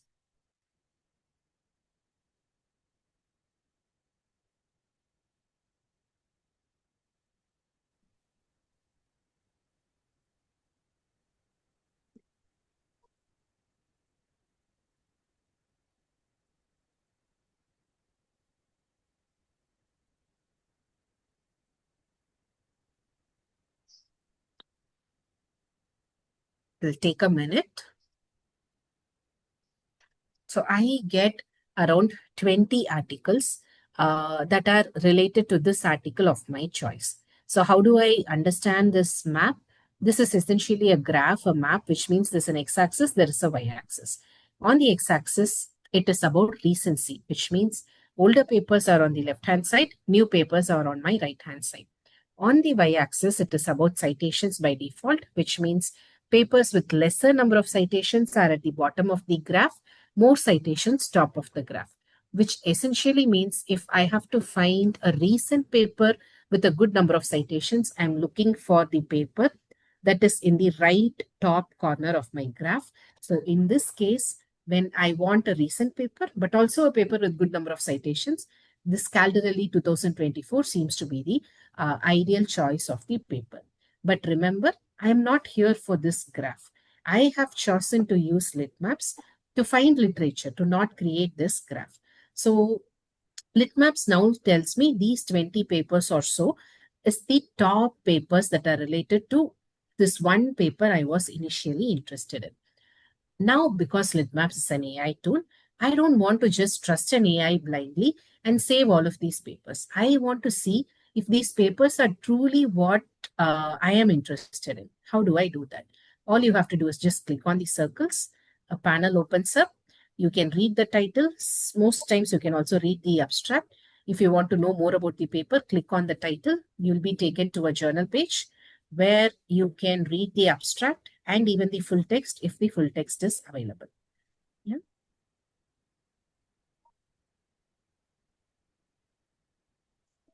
Yes, the full text is available. I read the paper. I quickly read the paper. Okay, so is this paper about the impact of pandemic on mental health? Yes, it is. So I am happy. Now I want to choose this paper. I want to save this paper. So if you like a paper, you just have to click on more like this. Now, when you see this gray color coding, it means that this paper has now been added to your papers of choice. In the next round, both these papers will be included for your selection or the next round of search. Now, because I'm using litmaps to collect literature, I should also have a system to organize my papers. I cannot just have these hundreds of papers in one single folder. They should be in folders within folders. But because litmaps does not use a folder within folder system, there is a different system for organization. It is the tagging system where you can color code papers. So you can create your own tags and you can add different colors for each of the tags. So say, for instance, I can have a tag called mental health. And then I can have one more tag called college students. When I go back to my map, the map will look slightly different now because I used two papers instead of one. So I can just remove this, refresh. And this is the original map we were interested in. So I click on the paper, I click on the title, read the paper, I like the paper, so I hit more like this. Now I also want to organize this paper, so I can add tags. So this paper is about mental health, it's about college students, and maybe I want to use this paper in the introduction of my own manuscript. So the advantage of color coding is you can classify one single paper in multiple ways without hassles. And then you click on the next paper, say hit on the title, read the paper. If you like the paper, more like this, and also tag it. Maybe I want this to go into the methods section of my paper. This is about college students, but not about mental health. I like this paper, maybe introduction discussion, mental health. So this way I get to vet each of the papers. I don't have to trust the AI tool. Instead, I use my own discretion to read a paper. What if there is a paper that I'm not interested in? What if this paper does not fit into my criteria? All you have to do is just ignore the paper. If you like a paper, you take action. If you don't like a paper, just ignore the paper. And then you just keep adding these. So say I've added sufficient number of papers. The rest of the papers I'm not interested in. So once I have sufficient number of papers, just hit refresh. Now this is the second level of search. During the first level, there was just one paper. The search was based on one paper. During the secondary search, the search is based on almost 15 papers that I handpicked myself. So if you do the first step properly, if you really spend enough time and pick only really relevant 15 papers, then these papers that pop up during the secondary search, they are usually very, very accurate. All you have to do is just, again, read each of the paper. There's the abstract here. You like the paper, hit more like this. Next paper, you like it, you add it inside.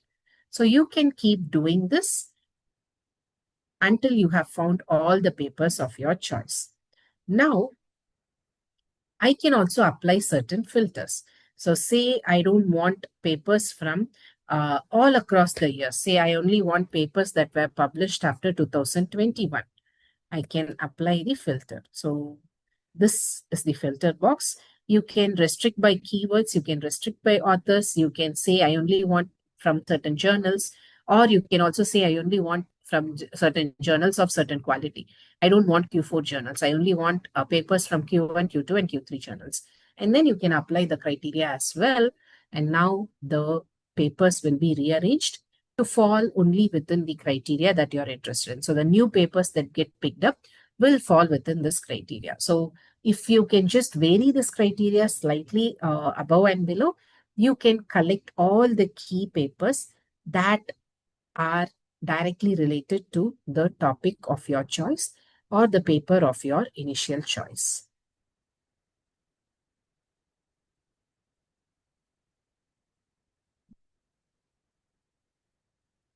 And then you keep doing the same process once again. Read the paper. If you like it, you add it, you color code it, and all of that. So now let us assume that I have finished collecting papers. Let's assume this literature map here has hundreds of papers. How will I download the paper? Because I'm not here for this map. This circle means nothing to me.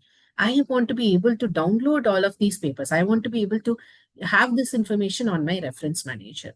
So in that case, all you have to do is just click on the article view. And now this is a collection of all the articles from that literature map. You don't have to worry about selecting because you have already handpicked all of these papers.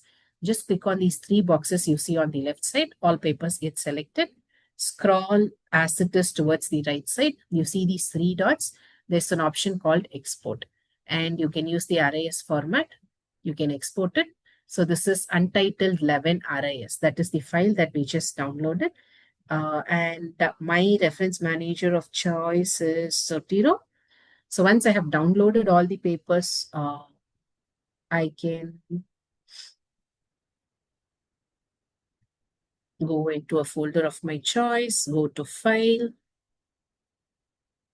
and then I can hit on Import. Next, pick the file that I downloaded from LitMaps, and I can simply import this entire collection of papers into Zotero.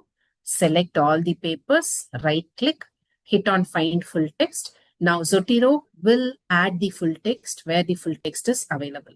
So you don't have to go hunt down the PDFs. Just let your reference manager find PDFs that are available. They'll directly be added. So here, see, for the first paper, the PDF is already added. It will take a bit of time, but Zotero will add PDF files wherever PDF files are available. For the other papers, you can always reach out to the authors, get the PDF, and then add it to your Zotero file. Yeah. So this is how you can find papers on LitMaps, organize papers on LitMaps, also download the papers to your reference manager. So I'm going to give you 5 minutes to explore these features. Remember, I am using the pro version of the tool. So you might not be able to use the tool as extensively as I have used it, but you will be able to still check out the basic features and create those basic maps. You can try your hand at the tool for 5 minutes and then ask me questions if you have any before we move on to the next tool. So the next tool I would like to introduce a data extraction tool because that is the order. First, I'm going to find literature, then I'm going to extract data, then I'm going to write. So one tool for each is my plan for the day.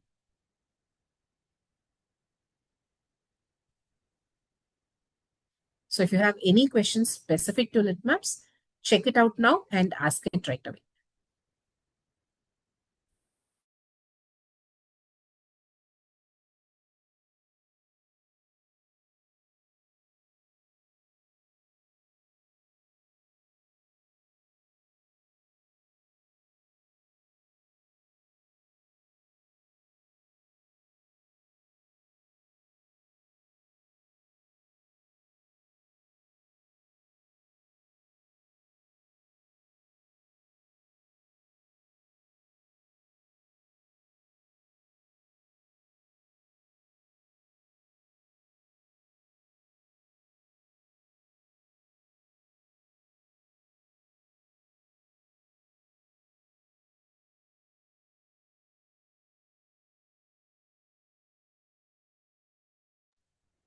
So Dr. Jyoti, I don't understand your question. You don't have to keep all papers in a folder. They'll automatically be uploaded into the folder. So as you're working on your literature map, the folder will be created automatically and the folder will be there. So all you have to do is, just a moment.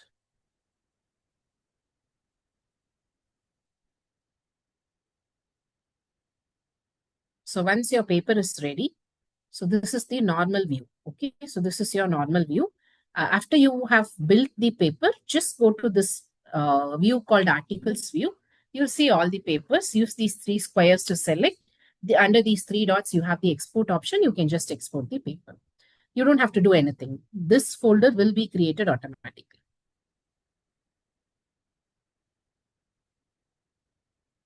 Okay, so Dr. Somashekar, whether we can create new, no, you cannot create a new research paper using this tool.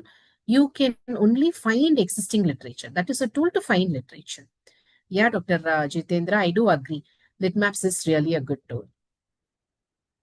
So it's one of the very easy to use literature mapping tools.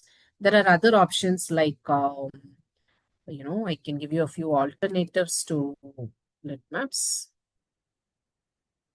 You have Research Rabbit, you have Insightful, but the user interfaces are not as user friendly as this one.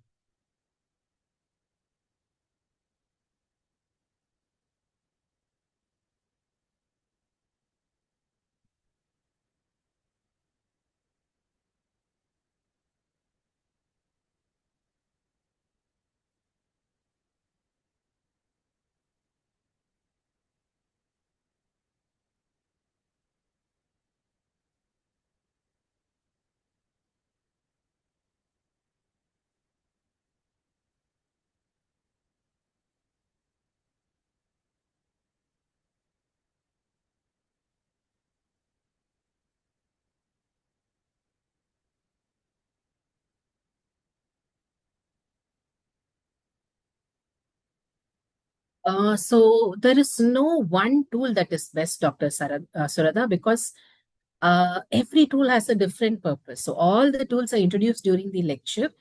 No two tools are the same. Each have their own purpose, right? Or you're talking about these alternatives to Litmaps. Litmaps is the best. That is the reason why I picked Litmaps for the demonstration.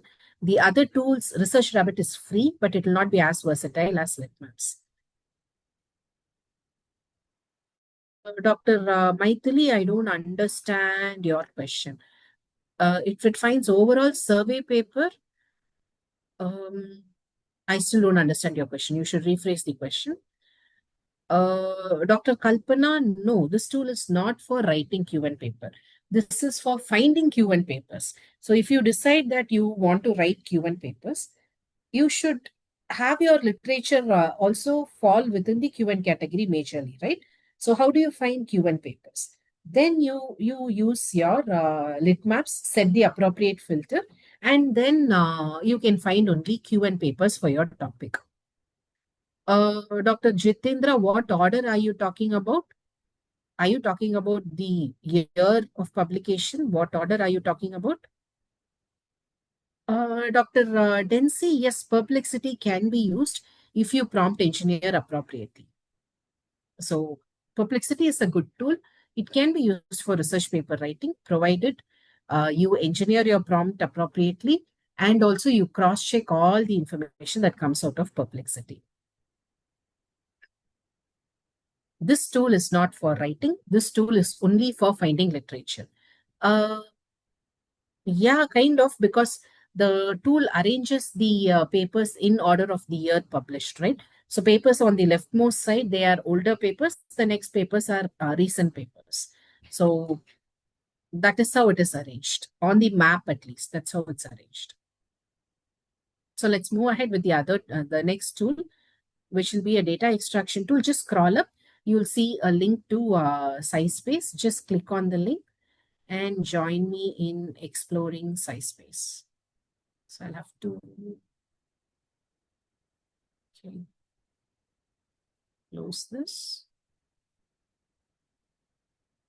So what will I do on SciSpace? There are so many ways in which you can use SciSpace, but considering that we are on a loop, right? So first I used Litmaps. I found literature. Now I want to extract specific data from that literature, not from any random paper. So you will use this feature called extract data on SciSpace. This is where you will have the option to. So on SciSpace, you'll have the option where you can upload your own PDFs. So you can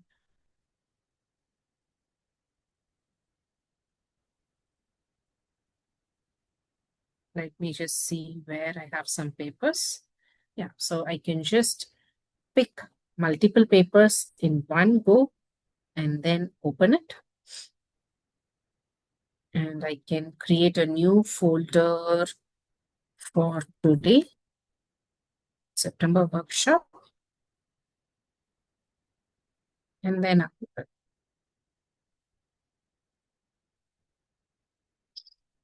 it.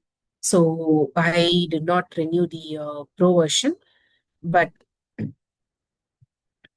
this is where your paper gets uploaded. So you can upload your paper and it fits into an appropriate tabular column. And now you can add all of these different columns. So do you want summarized abstract? Do you want methods? What are you trying to extract from these papers? Do you want objectives, practical implications, limitations? Anything you want can be summarized in this tabular column. And once you have summarized all the information that you want on the tabular column, you can export this information as an Excel file. And as you export the information, you can also export the reference information as an RIS file, because information without the reference is useless.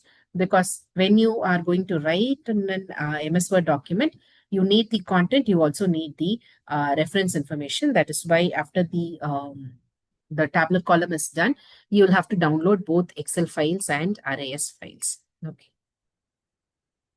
So this is how the interface is a bit very sketchy at the moment, but you can just scroll to see the kind of data that gets pulled out.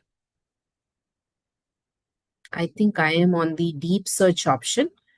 So you get much more detailed information. If you're on the standard version of the tool, the information you get will be slightly less comprehensive. But see, one paper, all the findings properly tabulated. The next paper, all the findings properly tabulated. This is how I can extract data and then use this data to start creating the draft of my paper. SciSpace has a solution for that also. I can say, I like this findings. I like the information from this paper. I want to use that for creating the draft of my paper. So I can just click on Save to Notebook. And when I do that, this information gets added to this notebook. Let me just delete my earlier content and then just hit Save to Notebook. Now just this paragraph gets added. And one good thing about SciSpace does not just add the content, it also adds the appropriate citation to the sentences, and the reference list is also generated automatically. Not just that, you can also convert the references into any of the styles that you want, which means if you are writing within the interface of SciSpace, I might not even need a reference manager. My reference management is also taken care of by default by this tool here. Yeah.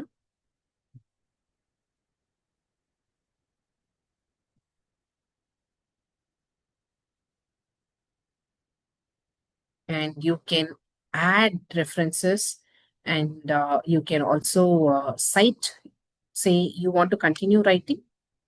I want to continue writing on. Okay.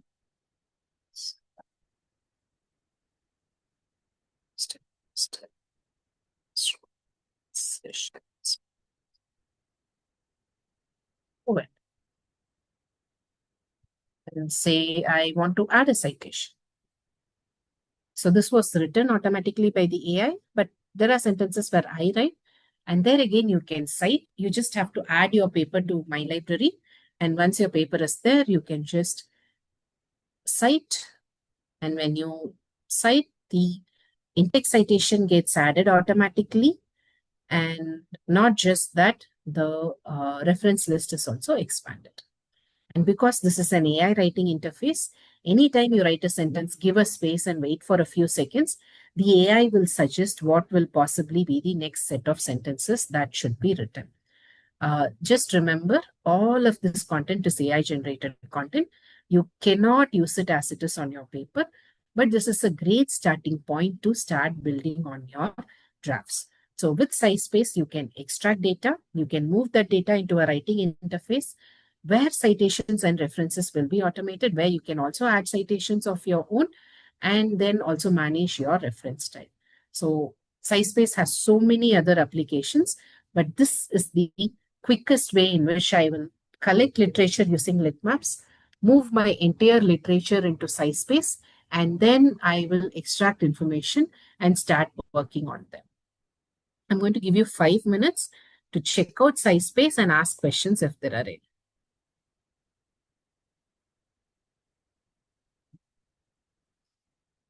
I go to the literature mapping is used. Yeah.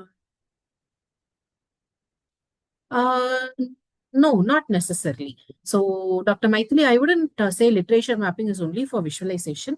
Literature mapping, in fact, it is not time consuming and it is not prone to information overload. In fact, you reduce the information overload by using literature mapping tools. It is subjective. Yes, that is subjective. That is the obvious flaw because a literature mapping tool is not going to find information from all over the place, but rather it's going to find information for you in a very, very directional way. We want it to be subjective. We don't want it to go all over the place. And I talk about constant updates because you can actually set a notification. You can turn on the notification on Litmaps. And anytime there's a new paper that falls within your literature map, you will get a notification. You can go check the paper and then add it to your collection. So that I wouldn't call it as a limitation. Dr. Sandhya, I'm not sure how the recording will work. I believe the hosts would take care of that. I'll share a list of the tools, not the PPT exactly. Uh, Dr. Karthik, yes, I will share the list of tools. So I have just shared a feedback form. That is the easiest way for you to get added to the list. So normally at the end of every week, we send out the PDF list. So when you submit the feedback form, it will automatically be shared. I can share those details once again. Just give me a moment. So I'll give you 5 minutes to check out this particular aspect of SciSpace. And in the meanwhile, I'll get you prepared for the next tool, which will be PaperPal.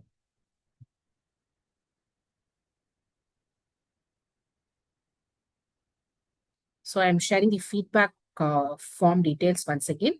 Make sure to submit the form so that we can reach out and share the list of tools also.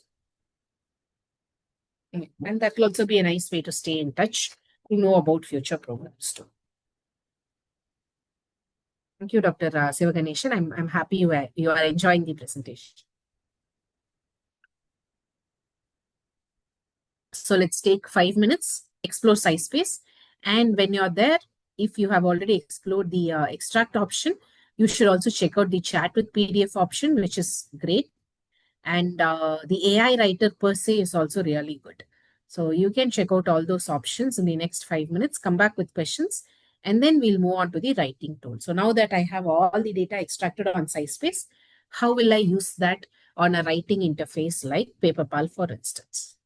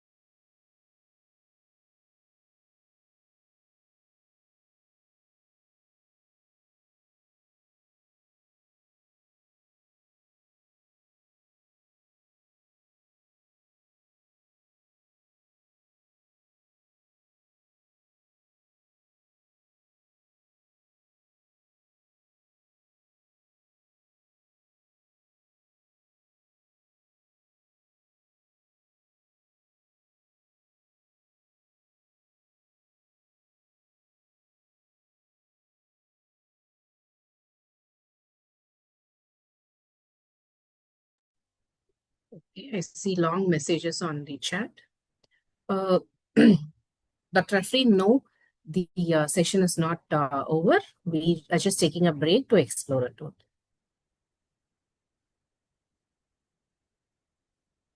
Yeah, ChatGPT Plus does look good.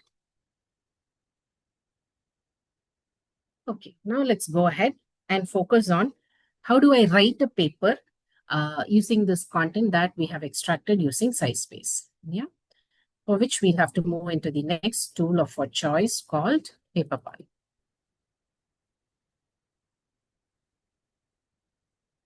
I'm just sharing the link. Give me a moment.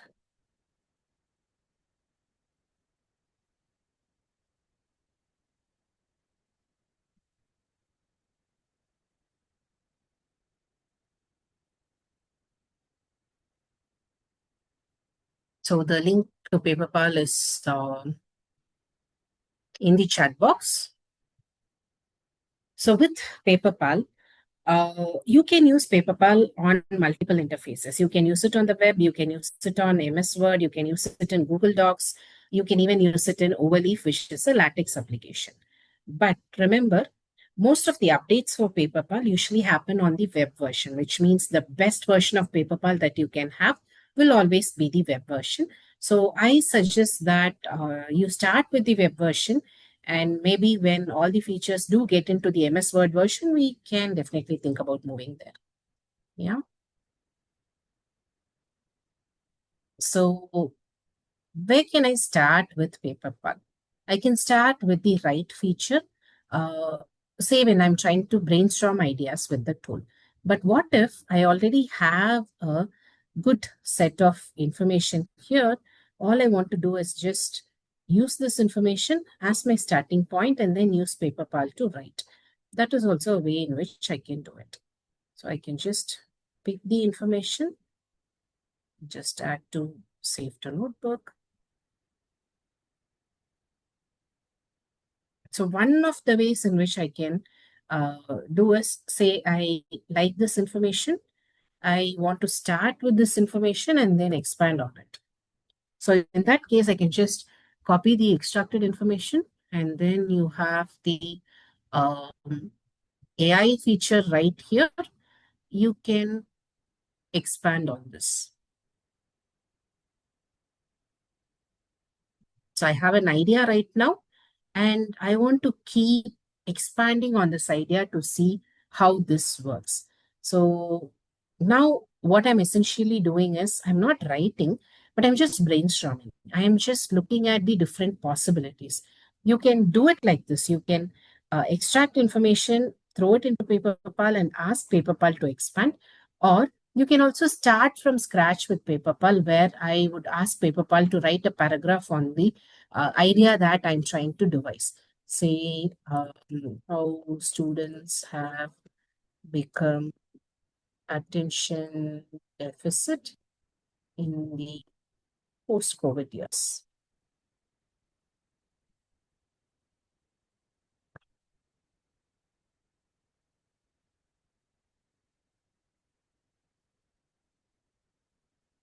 So here, when I use the write feature, my goal is not to have a well researched. It has to be well researched, but I'm not really worried about citations and references. I'm okay if I don't have references, but I just want the information. I just want to throw in a lot of perspective to really figure out what I'm trying to write, what would really be a good story to write. In that case, I just brainstorm with write, and then here's my first paragraph. So there is one paragraph, and I can use AI, the plus symbol you see here, to write it in different ways. So say I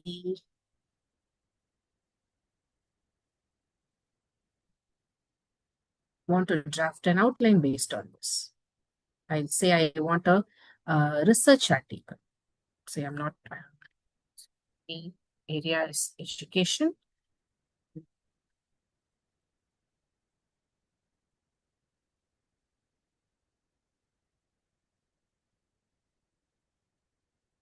Of lockdown during COVID-19. attention span of college students. I can also attach a document. If I have some notes already, I can do that.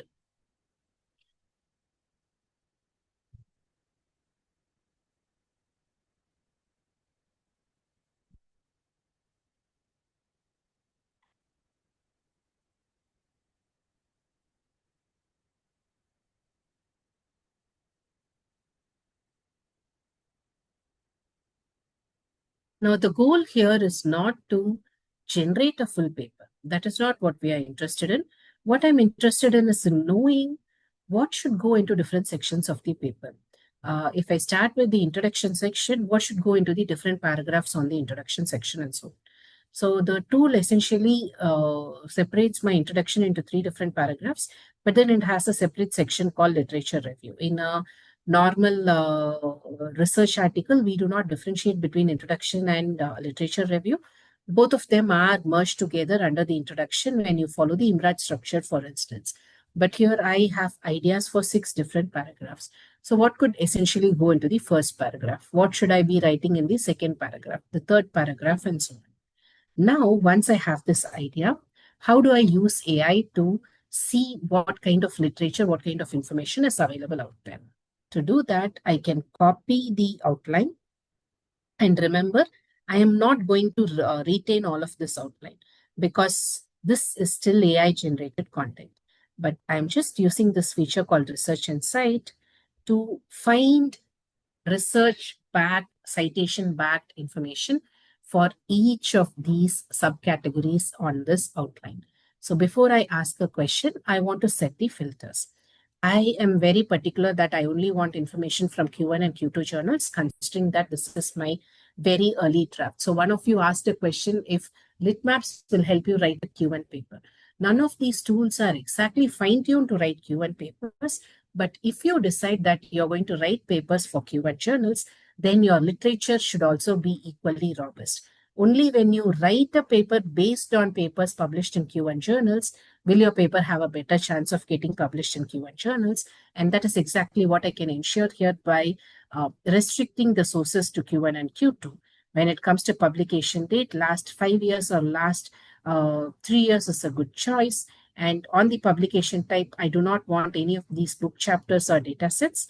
And I want proper indexing for my journal, not worried about geography, not really worried about citation count as well. So once I have set my filter, those filters are going to stay forever. That is my default filter. Now I ask the question, I search. Now remember, this feature is called Research and Cite, which means it will do the research for you, find the appropriate information, and it will also cite the appropriate sources. So that's exactly what will happen here. Just give it a moment.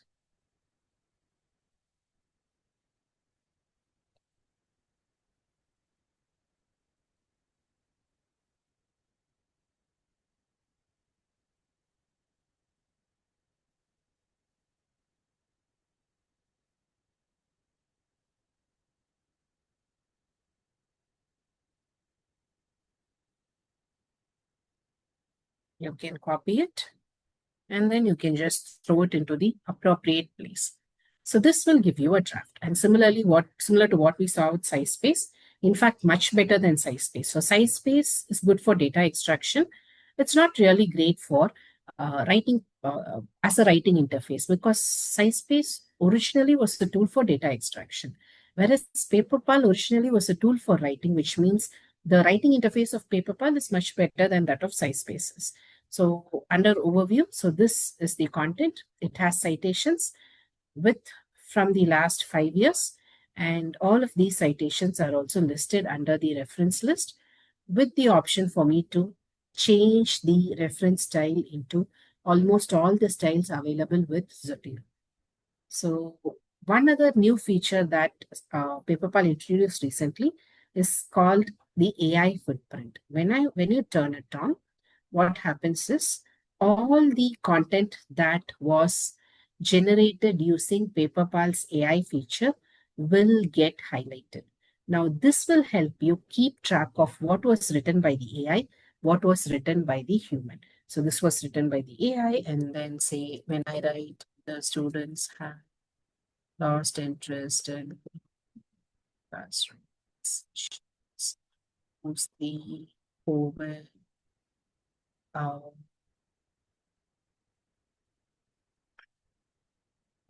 whatever. So now whatever I write does not get highlighted.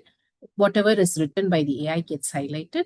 So when you turn on this feature called AI footprint, it helps you easily manage what is written by you and what is written by an AI. Okay. So I'll give you 5 minutes to explore PaperPal.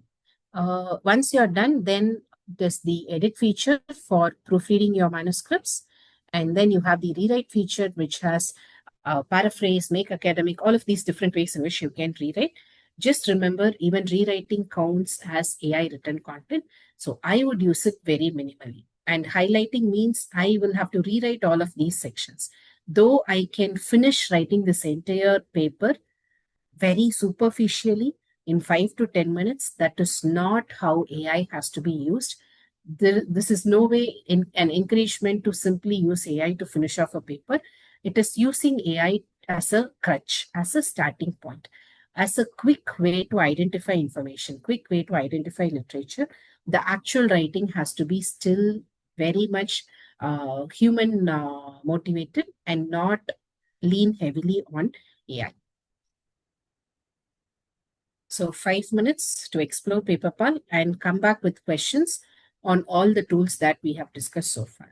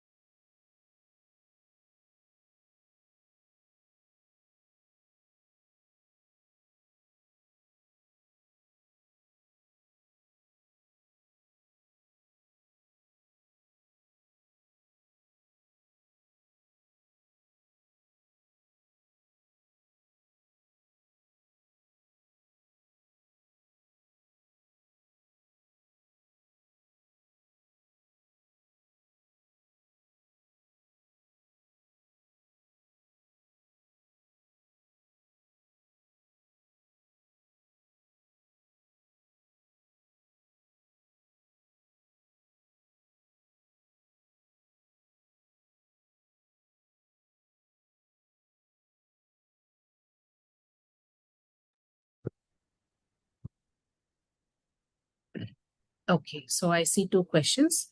Dr. Satish, here is your, yeah, I'm sharing you the link. And to answer your question, Dr. Ashlin, audio converted to text is also considered as AI script. Yes, because audio converted to text is not per se considered as AI script. But then when you use tools like listening.io extensively, there's a very slight chance that when the tool does a lot of proofreading, lot of adjustments to the language, that could show up as AI generated text. When you're using language tools like Paperpal also, for instance, if you use it for proofreading, like, on Paperpal, we saw an option called edit, right? So this is the edit option. Here, the tool will not make any major changes to your language. It will just suggest changes, suggest places where there are very obvious errors, and you can choose to make corrections. So when you use the edit feature, the chances of it introducing AI flags is minimal. But when you use the rewrite feature, where you're paraphrasing huge chunks of paragraphs, where you're simply converting entire sections to improve fluency, this is where it gets tricky. So the edit option is fine, but rewrite you have to be really careful about. And once you have used all of these features, one good thing is it has templates for almost everything. So once your main text is ready, you can ask Paperpal to give you title suggestions, because devising a title for a manuscript is a headache in itself. You can let Paperpal give you 4 5 suggestions of titles. It normally does 5 suggestions. And then don't use the title as it is, but then use this title as a template to design your own title. So you're done with the manuscript, you want the abstract, a draft abstract can be generated. You want the keywords, you want the summary, you want the highlights.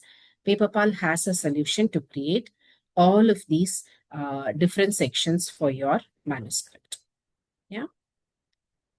The only catch, never use any content that is generated out of Paperpal directly. Always use this as a starting point and write your own content to avoid AI flags. And apart from this, you can also create cover letters, for instance. So you can just give very basic details of your manuscript, and then the tool will generate a cover letter for you. Not just the initial submission cover letter. There are options where you can create your resubmission cover letter. You can write letters asking for extension, asking about the status. Even when you want to withdraw the paper from a manuscript, you don't have to sit and write these letters from scratch. Now, these things you can use AI generated content as it is, because AI is allowed to be used on the cover letter. So nobody is going to kind of verify if your cover letter is written by an AI, as long as the content is accurate. So this is one application where you can just go ahead, use AI, do a bit of proofreading, do a bit of accuracy check, and you are okay to go ahead. And Paperpal has a solution where you can get a plan check.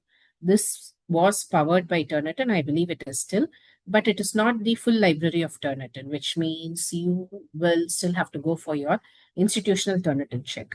The journal submission check is the 30 pointed checklist that I talked about to ensure that all the key criteria of a paper are available. Now, the AI review feature on Paperpal is not exactly as versatile as that with Paper Wizard, for instance. This is a very preliminary check where the AI checks if it helps you, gives you suggestions to improve certain sections of your manuscript. It can check if you have added all the necessary things into a section and so on.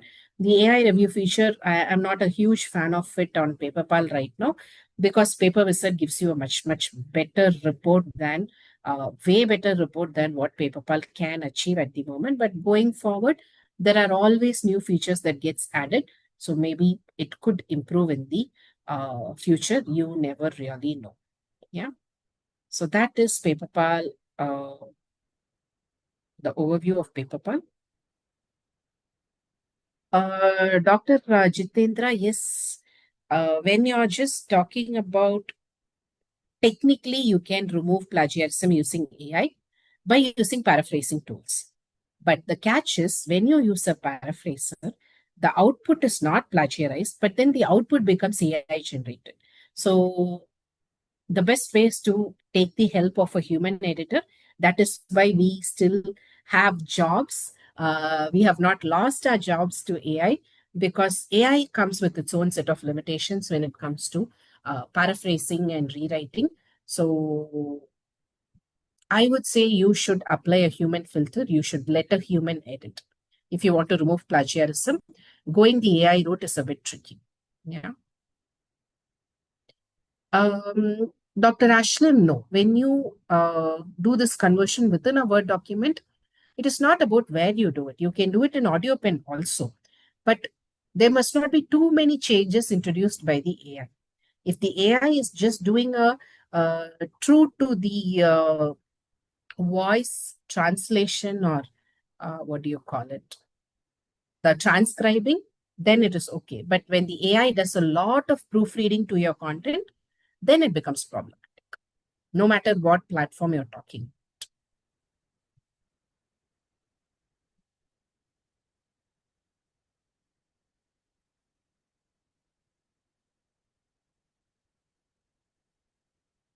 Okay. So any other questions? Yeah, please, Dr. Surada, go ahead. Unmute yourself. I hope you have the choice to unmute. You can unmute, go ahead and ask. Or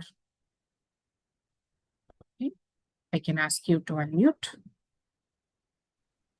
Yes, Yes, ma'am. ma'am, Thank you, ma'am. definitely. I have, Yeah, thank you for the wonderful session, ma'am. I thank have you. small doubts. Ma'am, is there any difference in the plagiarism? For example, ChatGPT is giving some information. Let's take one paragraph. So instead of copy and paste directly in Word, by seeing the ChatGPT information, if I type manually from the by seeing ChatGPT text, is there any difference, ma'am? Uh, I don't think there is much of a difference because it is not the AI content detectors will not differentiate between you copy pasting it and you retyping it. They look for words, they look for sentence structures. Even if you copy paste, even if you type seeing ChatGPT, these flags will still exist. Okay, ma'am. Ma'am, one more doubt. Is there any tips for how to reduce the plagiarism? Uh, okay. I'm very old school in this. So my tip is always never copy paste. Never ever copy paste. Always write on your own. When you're reading a paper, you should read a few papers and then compile the information from these few papers and write using your own words. Always go back to the basics and do it right. Just because we have AI tools, the basics have not changed. The basic rules are still the same, so you should be very careful as to how you bring information from multiple papers into your own manuscript draft. That is my top tip. So don't rely on AI tools. Don't just rely on paraphrasers. Do it right the first time. Ma'am, for example, suppose if you are using the humanizers, Mm. now as per your latest post, yes, even humanizers also detected by Turnitin. Yes. Then what you have to do, ma'am? That is why I'm saying don't use humanizers. Don't rely on tools. You Okay. will have to do it right from the first step. You cannot let AI take over the writing process. The writing process, the research process, the thinking process is still very much human. So I will let AI find literature for me, but I won't let AI write for me. Let AI find the literature. Let AI tell me what are the papers that are good enough to be summarized. I will summarize, I will paraphrase, I will write. That is where the human element is still very, very essential. There is no way that you can simply use two or more tools and then kind of bypass AI content detectors. That is not the goal. That is not the way to do research writing. Okay, madam. Thank you, ma'am. Sure.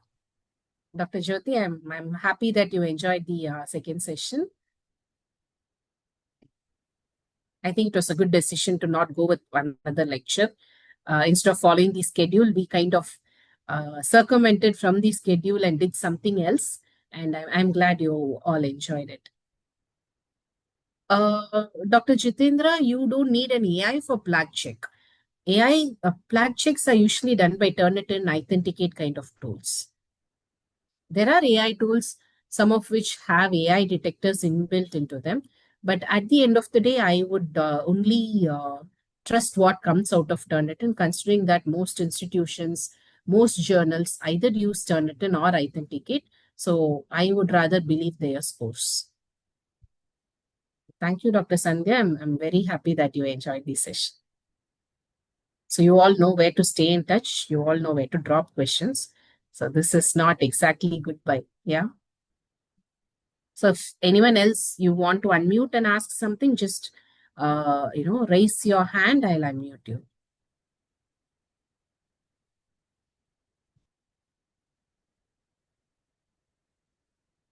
Thank you, Dr. Manchari. Happy you enjoyed the session. Thank you, Dr. Silganeshan.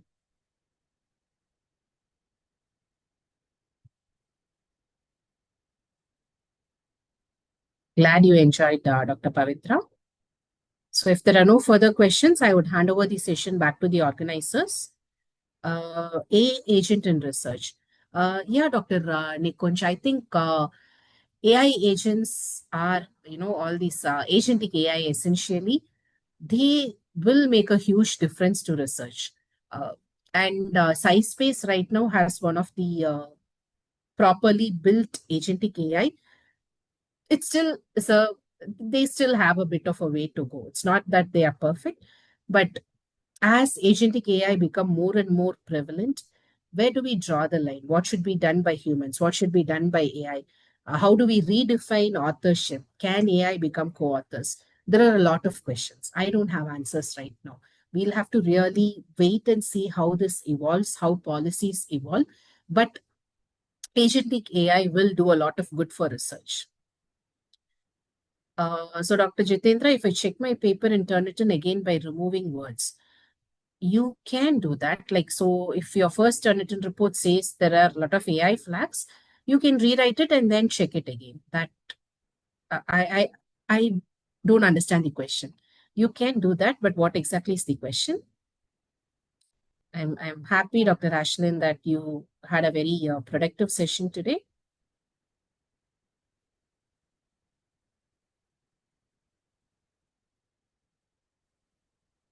So, Dr. Sevabalan, you want to take over? No. Yes, ma'am. Dr. Jitendra, it depends on how you remove the plagiarized words. So if you do a thorough job of paraphrasing is not just rearranging sentences, it's not patch writing, it's not simple removal of one or two words. It has to be properly rephrased, properly paraphrased. When you do that, then the plagiarism score definitely reduces, right?